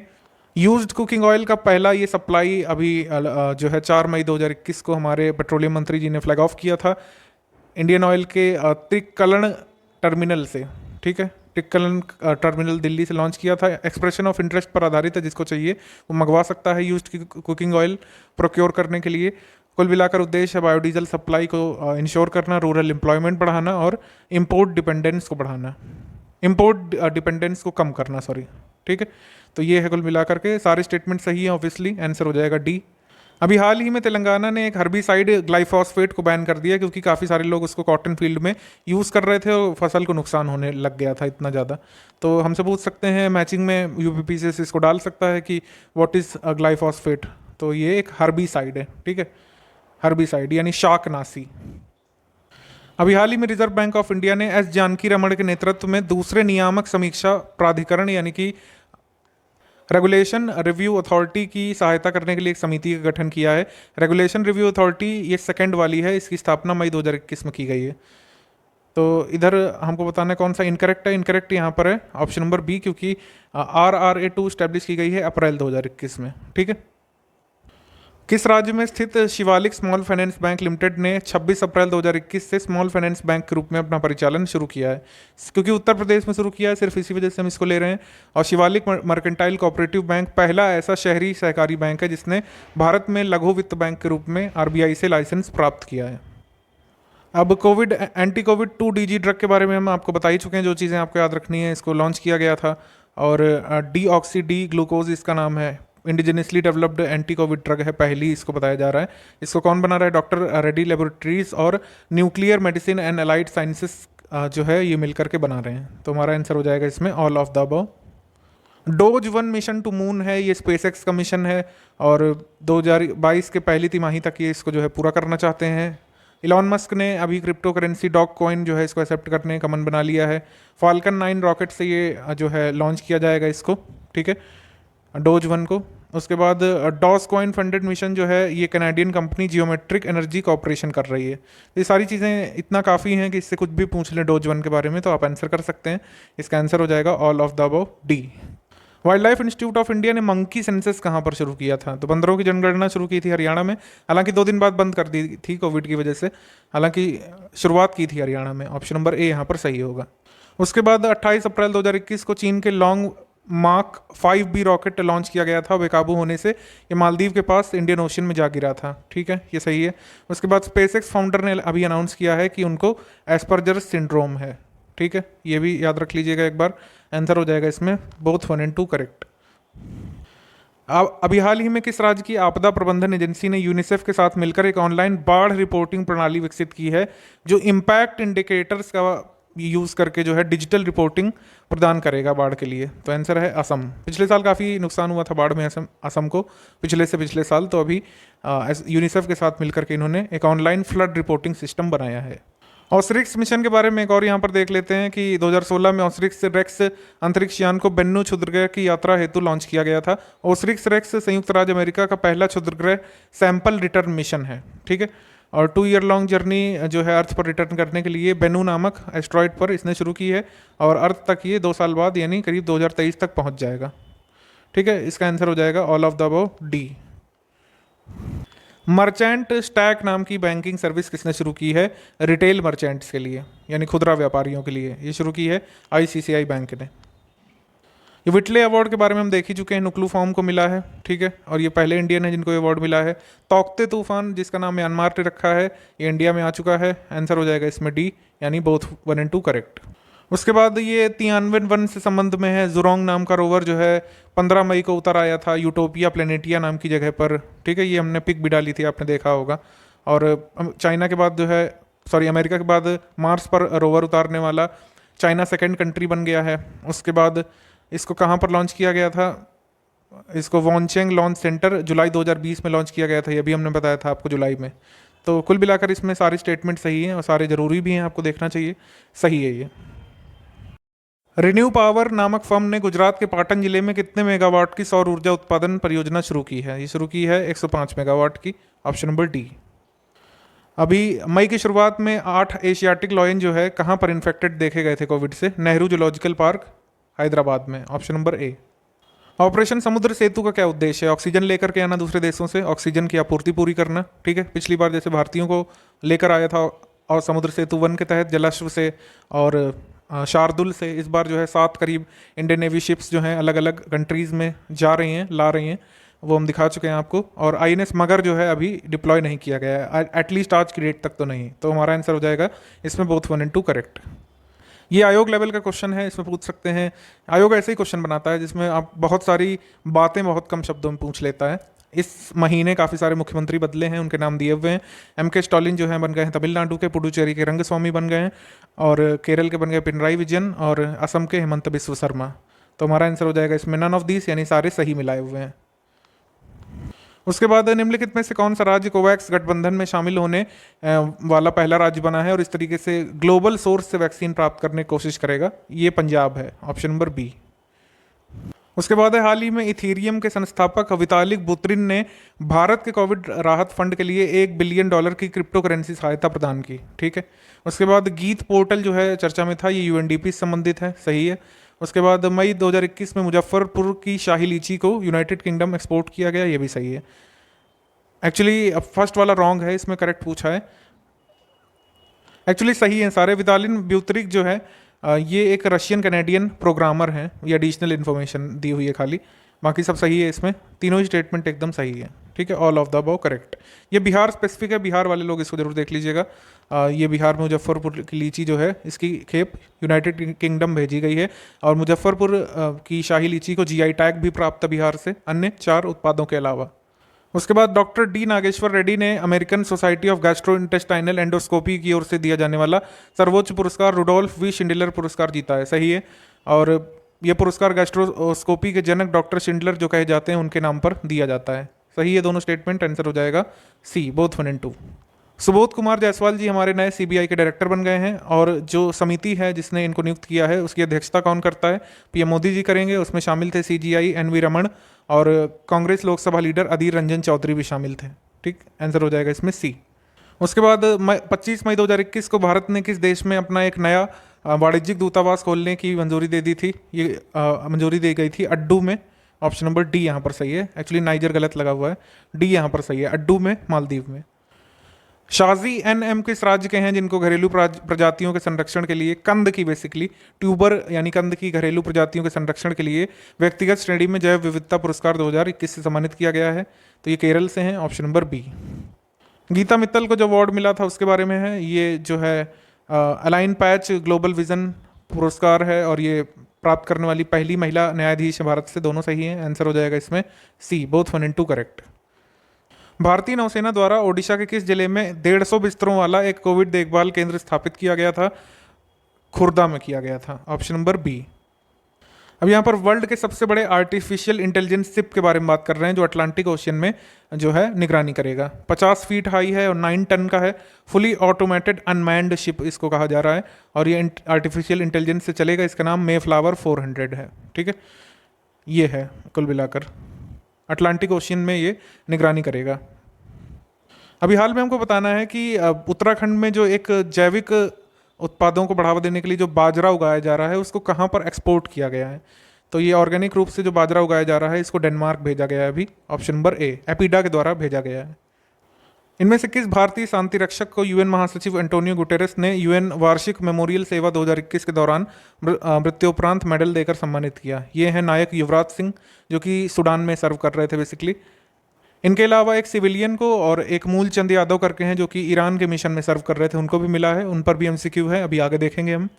अनुपम खेर की शॉर्ट फिल्म हैप्पी बर्थडे के लिए उन्हें सर्वश्रेष्ठ अभिनेता का पुरस्कार मिला था New York city international film festival में, ये हम देख चुके हैं। और अभी 10 करोड़ हाल ही में मेघालय के खासी हिल्स में 10 करोड़ वर्ष पहले के सोरोपॉड डायनासोर की हड्डियां प्राप्त हुई थी। ठीक है, तो ये भी एकदम सही न्यूज़ है। आंसर हो जाएगा इसका सी, बोथ 1 and 2 करेक्ट। अब देखिए जो मैड्रिड ओपन हमने पढ़ा उसी से हमने क्वेश्चन बना दिया, एक मेन सिंगल और एक विमेन सिंगल वाला, तो दोनों ही यहाँ पर सही है। आंसर हो जाएगा इसमें option number C, both 1 and 2 correct. अभी हाल ही में गोवा के लोकायुक्त कौन बने हैं आपको बताना है। गोवा के लोकायुक्त बने हैं justice Ambadas Haribhau Joshi, option number ए। नीति आयोग ने मिशन या व्यक्तिगत संगठनों द्वारा आने वाली सभी सहायताओं पर नजर रखने के लिए एक समर्पित पोर्टल कोव एड की अभी स्थापना की है। सही है, CoV add portal NITI Aayog का है।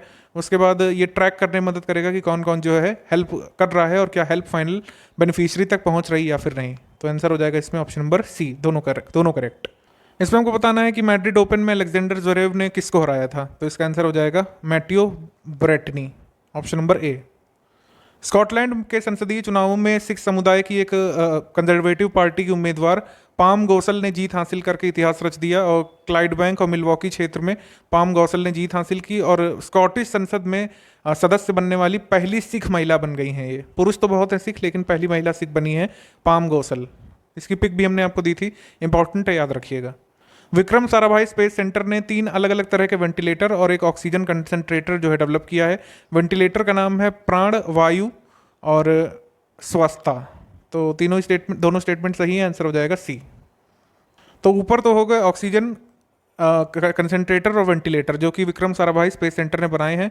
वेंटिलेटर्स का नाम है प्राण वायु स्वस्ता, लेकिन उससे भी पहले प्राण वायु नाम से एक पोर्टेबल वेंटिलेटर आईआईटी रुड़की बना चुका है। जानबूझकर मैंने ऊपर नीचे क्वेश्चन रखे हैं जिससे आपको कंफ्यूजन ना हो। दोनों ही स्टेटमेंट एकदम अपनी अलग अलग जगह पर सही हैं और आप इसको सर्च भी कर सकते हैं। ठीक है, उसके बाद ये बहुत ज़रूरी है आपको जल जीवन मिशन के बारे में ध्यान रखना। जल जीवन मिशन की डेडलाइन 2024 है। रूरल हाउस होल्ड्स में टैप वाटर 100% इंश्योर करना लक्ष्य है। ये सब पता है आपको, लॉन्च डेट भी पता है 15 अगस्त 2019, लेकिन धीरे धीरे हर राज्य इसमें अचीव करते जा रहे हैं। जैसे गोवा पहला स्टेट बना था जिसने पूरा 100% टैप वाटर कनेक्शन इंश्योर किया। ठीक, उसके बाद अंडमान निकोबार बना था यूटीज़ में, तो दूसरा यूटी और कुल मिलाकर के चौथा स्टेट और यूटी बन गया है पुडुचेरी जिसने 100% टैप वाटर इंश्योर किया है। ये न्यूज़ इंपॉर्टेंट है, आंसर हो जाएगा इसमें सी, बोथ 1 and 2 करेक्ट। इससे पहले कौन कौन कर चुका है? Goa, Telangana, Andaman. National bamboo mission के तहत अगरबत्ती इंडस्ट्री को मजबूत करने के लिए अगरबत्ती इंडस्ट्री का management information system MIS launch किया गया था। रिकन्स्टिट्यूटेड नेशनल बैम्बू मिशन जो था 2018-2019, उसके तहत MIS क्या करेगा? डेटा कलेक्ट करेगा अगरबत्ती बनाने वाली यूनिट्स को, कितनी अवेलेबिलिटी है रॉ मटेरियल्स की, फंक्शनिंग कैसी हो रही है, कितनी कैपेसिटी है, इसके संबंध में डेटा ऑर्गेनाइज करेगा जिससे इनका डेवलपमेंट किया जा सके। तो आंसर हो जाएगा इसमें उपरोक्त सभी, तीनों ही स्टेटमेंट सही हैं। World economic and prospects report के अनुसार जो मैंने चीज़ें आपको ऊपर बताई थी, कितनी ग्रोथ रेट है 2021 के लिए, 2022 के लिए, दोनों आपको याद रखना है और दोनों ही स्टेटमेंट इसमें सही है, आंसर हो जाएगा सी। उसके बाद डॉक्टर शकुंतला हड़क सिंह थिलसेट को पोषण, मछली और जलीय खाद्य प्रौद्योगिकियों पर उनके प्रभावशाली कार्य के लिए 2021 का विश्व खाद्य पुरस्कार मिला है। वर्ल्ड फूड फाउंडेशन के द्वारा जो दिया जाता है, वर्ल्ड फूड प्राइज फाउंडेशन के द्वारा सही है, और बाद में उनकी बायोग्राफी लिखी है। दोनों स्टेटमेंट सही है इनके बारे में। वर्ल्ड बैंक की एक रिपोर्ट मई में आई थी, उन्होंने बताया है कि सर्वाधिक रेमिटेंस जो है इंडिया रिसीव करता है। रेमिटेंस रिसीव करने के मामले में सेकंड नंबर पर जो है वो चाइना आता है, फिर आपका मैक्सिको आता है थर्ड नंबर पर, फिर फिलीपींस आता है, फिर इजिप्ट आता है। तो सही है, सब सारे स्टेटमेंट सही हैं। ये जो फिगर लिखे हैं आपको याद रखने की ज़रूरत नहीं है, इसको आप बिल्कुल डिलीट कर सकते हैं। आंसर हो जाएगा इसमें ऑप्शन नंबर डी। दो महिला पर्वतारोही हैं, हिमाचल प्रदेश की बलजीत कौर और राजस्थान की गुणबाला शर्मा। 12 मई 2021 को नेपाल में माउंट पुमोरी शिखर पर फतह करने वाली ये पहली महिला जोड़ी बन गई हैं। हालांकि नाम यहाँ पर एक का ही लिया जा रहा है, गुणबाला शर्मा का, हालांकि दोनों पहुंची थी पुमोरी में। ठीक है, उसके बाद जो कुल मिलाकर ये जो आपका मौसिफ वाला पार्ट बनता है, जो 4 पीक को मिला करके बनता है, mount नोप्से, mount Pumori, mount Lhotse और माउंट एवरेस्ट को मिलाकर के ये टोटल आपका एवरेस्ट मौसिफ कहलाता है। तो ये लड़कियां जो है एवरेस्ट मौसिफ अभियान पर हैं। इसके बारे में आपको बताएंगे जब ये पूरा अभियान पूरा कर लेंगी। अभी तक की अपडेट यही है कि माउंट पुमोरी पर इन दोनों ने चढ़ाई कर ली है। ठीक है, तो इस लिहाज से दोनों स्टेटमेंट सही हैं। हमसे पूछ सकते हैं जो तौकते साइक्लोन आया था, ये ताउते जिसको बोलते हैं, इसका नामकरण किसने किया है? नामकरण किया है म्यांमार ने। आप हमको कमेंट करके बताइए जो यास तूफान आया है इसका नामकरण किसने किया है? ग्रीन ऊर्जा अवार्ड के बारे में आपको बता चुके हैं, मिला किसको है? IREDA को, और दिया किसने है? इंडियन चैम्बर ऑफ कॉमर्स ने। ठीक है, वर्ष 2019 के लिए व्यापार सुधार कार्य योजना के क्रियान्वयन के आधार पर आंध्र प्रदेश को प्रथम स्थान मिला था। उत्तर प्रदेश को क्या स्थान मिला था? उत्तर प्रदेश को मिला था दूसरा स्थान। हालांकि रैंकिंग ये मैं पुरानी आपको बता रहा हूँ, लेकिन ये पुरानी भी पूछ लेते हैं तो याद रखिएगा। ये इसकी पिक भी हमने दी थी। अभी हाल ही में वाडिया ग्रुप की जो गो एयर है, उन लोगों ने अपनी एयरलाइन का नाम बदल करके क्या रख लिया है? गो फर्स्ट। और गो फर्स्ट अब एक ultra low cost airline model को अपनाएगा। तो दोनों स्टेटमेंट यहाँ पर सही हैं। ये उत्तर प्रदेश की न्यूज़ है। सैमसंग इलेक्ट्रॉनिक्स ने अभी हाल ही में उत्तर प्रदेश सरकार को 60 ऑक्सीजन कंसंट्रेटर मुहैया करवाए थे और 30 इसमें से गौतम बुद्ध डिस्ट्रिक्ट को दिए गए थे, वहाँ के डीएम को। और सैमसंग का आपको पता है कि काफ़ी बड़ा, या इस देश का सबसे बड़ा मोबाइल कारखाना जो है गौतम बुद्ध नगर में इस्टेब्लिश्ड है। तो CSR के तहत सैमसंग ने मदद ऑफर की। आंसर हो जाएगा इसमें सी, बोथ 1 and 2 करेक्ट। पंजाब में अब 23 डिस्ट्रिक्ट हो गए हैं। मलेरकोटला जो है ये 23वां डिस्ट्रिक्ट बना है। संगरूर डिस्ट्रिक्ट से काटकर इसको बनाया गया है। रस्किन बॉन्ड ने अभी अपनी एक नई किताब जारी की है जिसमें ऑल टाइम फेवरेट उनकी स्टोरीज हैं 25 चिल्ड्रंस के लिए। तो आंसर हो जाएगा इसमें both 1 and 2 correct. Ruskin bond की किताब वैसे पूछता रहा है स्टेट PCS वगैरह। रस्किन बॉन्ड की इससे पहले एक किताब आई थी हॉप ऑन, उसका नाम याद रखिएगा। अजंता नियोग के बारे में आपको हम बता चुके हैं कि पहली बार असम में किसी महिला को वित्त विभाग आवंटित किया गया था। तो आंसर हो जाएगा इस क्वेश्चन का ऑप्शन नंबर ए। विटले अवार्ड के बारे में नुकलू फोम आपको पता है, चर्च वर्कर जो नागालैंड से उन्होंने जीता है, लेकिन किस लिए जीता है? कम्युनिटी ओन्ड फॉरेस्ट नेटवर्क वहाँ पर डेवलप करने के लिए और अमूर फाल्कन पक्षी की रक्षा करने के लिए। तो आंसर हो जाएगा इसमें option number C, both 1 and 2। Shri Malani Foams Private Limited ने वाणिज्य और उद्योग मंत्रालय से स्टार एक्सपोर्ट हाउस प्रमाणन प्राप्त किया है। इसकी अवधि जो है 2021 से 2026 तक होगी। तो दोनों स्टेटमेंट सही है, आंसर हो जाएगा सी। अक्टूबर 2020 में ममित डिस्ट्रिक्ट जो था एस्पायरिंग डिस्ट्रिक्ट या एस्पिरेशनल डिस्ट्रिक्ट की रैंकिंग में इसने पहला स्थान प्राप्त किया था। ये किस स्टेट से था? ये था मिजोरम से। तो थोड़ा पुराना भी हम लोग रिवाइज करते रहेंगे एज पर पैटर्न। इनमें से देश का राज्य पहला कौन सा बना था जो 30 जून 2021 तक जिसने घोषणा की थी कि जितने भी दान प्राप्त किए जा रहे हैं कोविड से लड़ने के संबंध में, उन पर जो है GST की प्रतिपूर्ति की जाएगी? तो ये हरियाणा ने किया था, ऑप्शन नंबर बी। ये बहुत बहुत इंपॉर्टेंट क्वेश्चन है और डायरेक्टली आपके एग्जाम में आ सकता है। Maratha chamber of commerce and industries and agriculture ने नाबार्ड के साथ मिलकर के भारत का पहला कृषि निर्यात सुविधा केंद्र कहाँ पर खोला है? तो इसका आंसर है Pune, Maharashtra, option number B. एक GS प्लस करंट अफेयर का फैक्ट, कोमिक जो है लद्दाख में है, दुनिया का सबसे ऊंचा गांव माना जाता है। ये सी लेवल से 4587 किलोमीटर ऊंचाई पर है।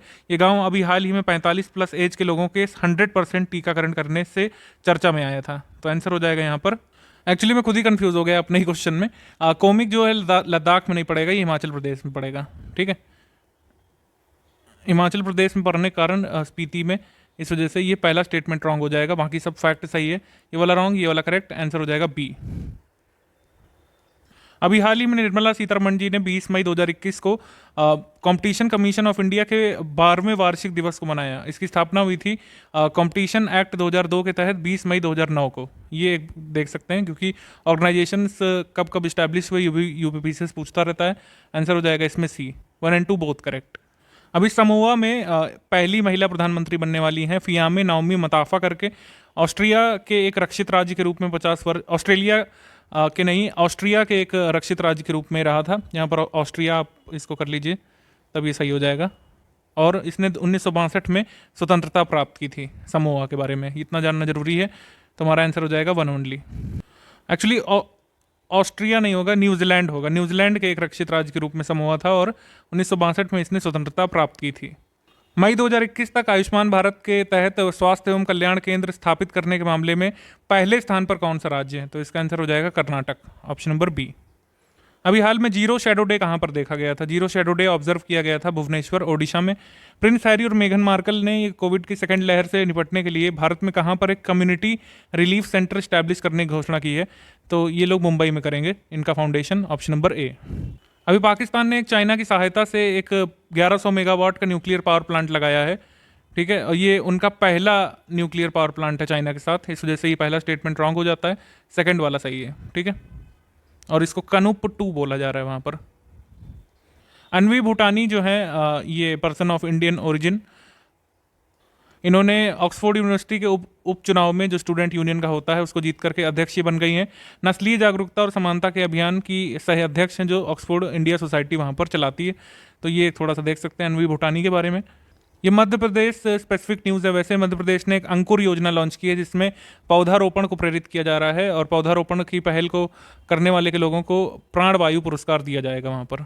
तो दोनों स्टेटमेंट सही है, आंसर हो जाएगा इसमें सी। यूएन पीस कीपर्स को अलग से युवराज सिंह को तो अवार्ड मिला ही था, साथ ही तीनों ये मरणोपरांत भारतीय शांति रक्षकों को यानी यूएन पीस कीपर्स को हैमर्स होल्ड मेडल से सम्मानित किया गया है। पुरस्कृत भारतीय शांति रक्षकों में मूलचंद यादव शामिल हैं जो इराक में सेवारत थे, सिविलियन जो है माइकल पिकार्डो शामिल हैं और हुतात्मा युवराज सिंह शामिल हैं। इन तीनों को मेडल दिया गया है, आंसर हो जाएगा इसमें सी। अभी हाल ही में जो यूएन से संबंधित कौन कौन से निकाय हैं जिन्होंने एक एडवाइजरी पैनल इस्टेब्लिश किया है जो जूटोनिक डिसीजेस पर अपनी जो है रिपोर्ट सबमिट करेगा। तो जूनोटिक डिसीज पर जो पैनल बनाया गया है वो किसके द्वारा बनाया गया है? डब्ल्यूएचओ के द्वारा, food and agricultural organisation FAO के द्वारा, world organisation for animal health के द्वारा और यूनाइटेड नेशंस एनवायरनमेंट प्रोग्राम के द्वारा। तो चारों ही इसमें शामिल हैं, आंसर हो जाएगा इसमें डी। 2021 के एंड तक ये अपनी कुछ रिपोर्ट सौंपेंगे। ब्रीद अप्लाइड साइंसेज स्टार्टअप को प्रौद्योगिकी विकास बोर्ड के द्वारा 2021 का राष्ट्रीय पुरस्कार प्रदान किया गया है। कार्बन डाइऑक्साइड को केमिकल के रूप में हार्नेस करने या फिर सिंपली कह सकते हैं कार्बन सीक्वेस्ट्रेशन में इनके वाणिज्यिक समाधानों को पेश करने के लिए ये अवार्ड इन्हें मिला है, ब्रीद अप्लाइड साइंसेज को। ऑप्शन नंबर सी यहाँ पर सही है, काफ़ी इंपॉर्टेंट है, याद रखिएगा। कोविसेल्फ ये चर्चा में आया था। कोविसेल्फ को पुणे स्थित एक जैव प्रौद्योगिकी कंपनी माइलैब डिस्कवरी सॉल्यूशंस ने बनाया है और आईसीएमआर यानी इंडियन काउंसिल ऑफ एक्चुअली जो है Indian council of medical research ने इसे अप्रूव कर दिया है सेल्फ टेस्टिंग किट के रूप में, जिसे डोमेस्टिक यूज़ किया जा सकता है। मतलब आप खुद से टेस्ट कर सकते हैं कि आप पॉजिटिव हैं कि नहीं घर पर। इसका नाम है कोविसेल्फ। किसने डेवलप किया जरूर देख लीजिएगा, माइलैब डिस्कवरी सॉल्यूशंस, ठीक है। Women and child development ministry ने बोला है कि अब तक वो 3 लाख महिलाओं की मदद कर चुके हैं ये अपने वन स्टॉप सेंटर्स के माध्यम से। ये स्कीम वन स्टॉप सेंटर्स की कब शुरू हुई थी बताना है? तो वन स्टॉप सेंटर्स शुरू किए गए थे 1 अप्रैल 2015 से। चाइना का जो 17+1 कोऑपरेशन फोरम एक चलता है सेंट्रल और ईस्टर्न यूरोपियन स्टेट्स के लिए, उसमें लिथुआनिया अब हट गया है, ठीक है। तो ये आपको याद रखना है। 2012 में सृजित किया था 17+1 चाइना ने, आंसर हो जाएगा इसमें सी। बोथ 1 और 2 करेक्ट है यहाँ पर। क्रिस्टोफ पोहल की डॉक्यूमेंट्री एवर स्लो ग्रीन को पेरिस में प्रतिष्ठित शेंजाओ शिखर सम्मेलन में स्क्रीनिंग के लिए आधिकारिक तौर पर चुना गया था और 27 से 29 मई तक शिखर सम्मेलन में शेंजाओ फिल्म फेस्टिवल में 4 विशेष रूप से चयनित फिल्मों के साथ इसको दिखाया गया था। तो आंसर हो जाएगा इसमें सी। बोथ 1 और 2 करेक्ट। उसके बाद किस राज्य सरकार ने 19 मई 2021 को अपनी कैबिनेट बैठक में सिंधुदुर्ग जिले में 50 एकड़ में औषधीय पादप संस्थान national institute of medicinal plant स्थापित करने की मंजूरी दे दी है? महाराष्ट्र सरकार ने मंजूर कर दिया है कि वहाँ पर सिंधुदुर्ग नाम की जगह पर national institute of medicinal plants खोला जा सकता है। अभी हाल में किस राज्य की सरकार ने लंपी स्किन डिसीज LSD के बारे में जो है संभावना जताई थी? बिहार ने, ऑप्शन नंबर बी। ये LSD जो है मवेशियों की बीमारी है बेसिकली और भैंसों में होती है। ये एक इंपॉर्टेंट न्यूज़ है। गैलापागोस आइलैंड जो डार्विन की थ्योरी प्रदर्शित करते हैं, डार्विन की फिंचेस जहाँ पर देखी जाती हैं, तो डार्विन का मेहराब एक वहाँ पर बना हुआ था, चट्टान का एक टुकड़ा था अपने आप प्राकृतिक तौर पर बना हुआ था, वो ढह गया है।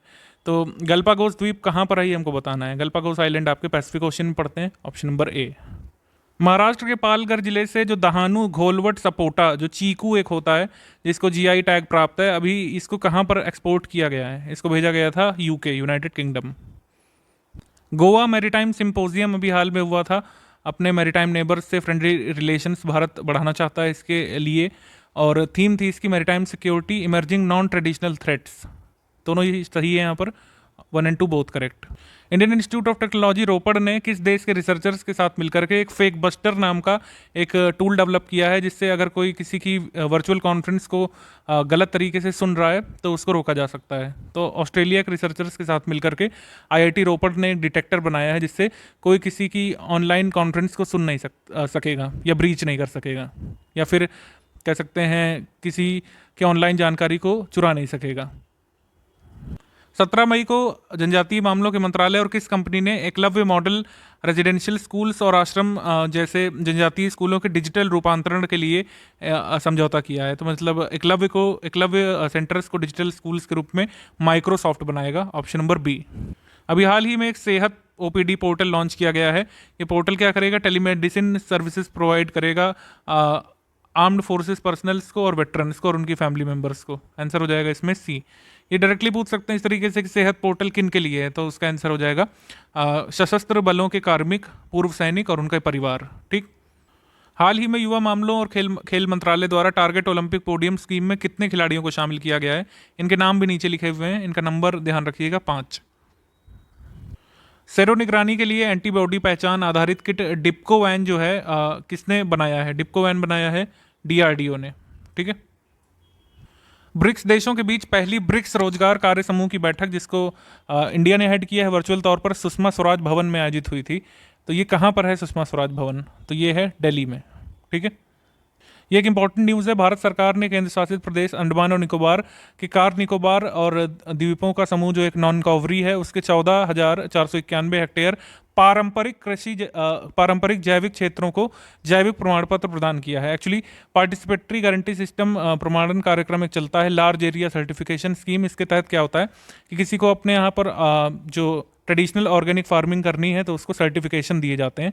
तो ये सर्टिफिकेशन प्राप्त करने वाला पहला एरिया भारत का बना है अंडमान में निकोबार और नैनकोवरी ग्रुप ऑफ आइलैंड। जरूरी है, दोनों ध्यान रखिएगा। आप चाहें तो स्टडी कर सकते हैं स्कीम के बारे में और भी पीआईबी से, बल्कि फैक्ट इतना ही जरूरी है। आंसर हो जाएगा सी 1 एंड 2 बोथ करेक्ट। हाल ही में कहां पर एकीकृत सौर ड्रायर और पायरोलिसिस पायलट प्रोजेक्ट संयंत्र की आधारशिला रखी गई है? इंडिया जर्मन परियोजना पायरोसोल के तहत। तो पायरोसोल इंडिया जर्मनी का प्रोजेक्ट, ये कहाँ पर? चेन्नई में ये सोलर ड्रायर और पायरोलिसिस प्लांट खोला गया है पायलट तौर पर। अभी हाल ही में 1984 से बंद पड़ा कौन सा एयरपोर्ट अभी शुरू किया गया है? रूपसी एयरपोर्ट जिसको बोलते हैं। रूपसी एयरपोर्ट के बारे में बीपीएससी एग्जाम ने पूछा था। इसका आंसर है असम, ऑप्शन नंबर बी। ये हम आपको बता चुके हैं सीएसआर के तहत जो जितनी भी तेल और गैस कंपनी है पब्लिक सेक्टर की, जिन्होंने बद्रीनाथ धाम को आध्यात्मिक स्मार्ट नगर के रूप में विकसित करने के लिए करीब 100 करोड़ रुपए जुटाए थे। तो दोनों ही स्टेटमेंट सही है। आंसर हो जाएगा सी। 99.68 करोड़ रुपए सबने मिलकर के सीएसआर फंड के तहत जुटाए थे और बद्रीनाथ उत्थान चैरिटेबल ट्रस्ट को दान किए थे। अभी हाल में ब्रॉडकास्टर्स इंडियन ब्रॉडकास्टिंग फाउंडेशन का नाम बदल करके क्या हो गया है? Indian broadcasting and digital foundation, IBFD हो गया है।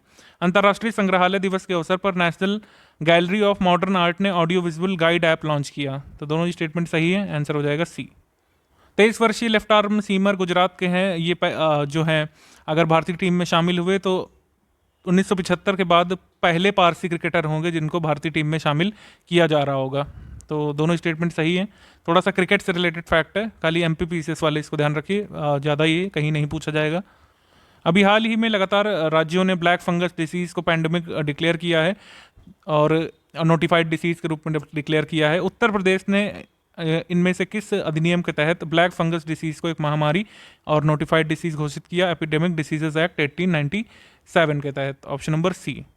भारत जो है संयुक्त राष्ट्र सैनिकों के लिए ड्यूटी के दौरान उनकी सुरक्षा में सुधार के लिए एक mobile application unite aware launch करने वाला है। ये घोषणा हुई थी और अगस्त 2021 में भारत के संयुक्त राष्ट्र सुरक्षा परिषद के अध्यक्ष पद के कार्यकाल के दौरान इसको लॉन्च किया जाएगा। तो बोथ 1 एंड 2 करेक्ट है यहाँ पर।